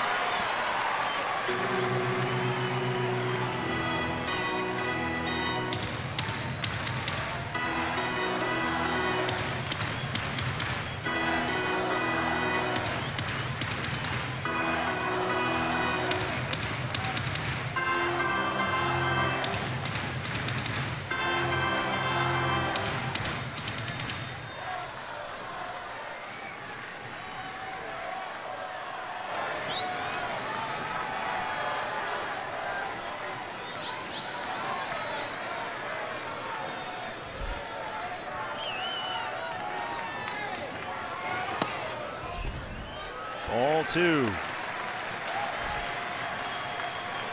Puig starting to get loose in the LA dugout. Forsythe is the on-deck hitter. Pitcher spot behind him.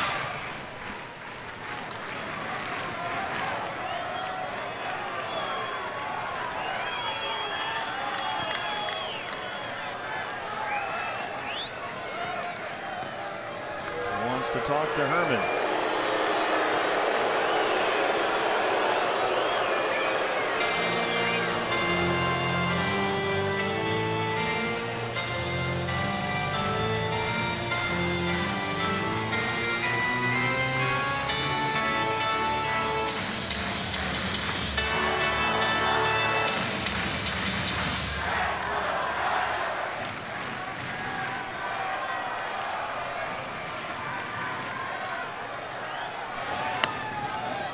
There's the strike, 2-1.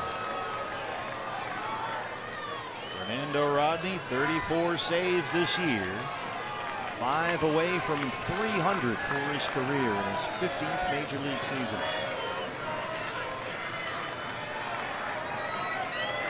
Here's the 2-1. Hard to first. Descalso's there. And the Diamondbacks win it. There goes the arrow into the LA sky, and the Diamondbacks have tied a franchise record with their 12th consecutive win. High fives everywhere in the ballpark for D-backs and their fans. Quite a few D-backs fans here at Dodger Stadium for this 3-game series. Big win right there. Now you know you've won their series. Go for the sweep tomorrow. It would be their 4th consecutive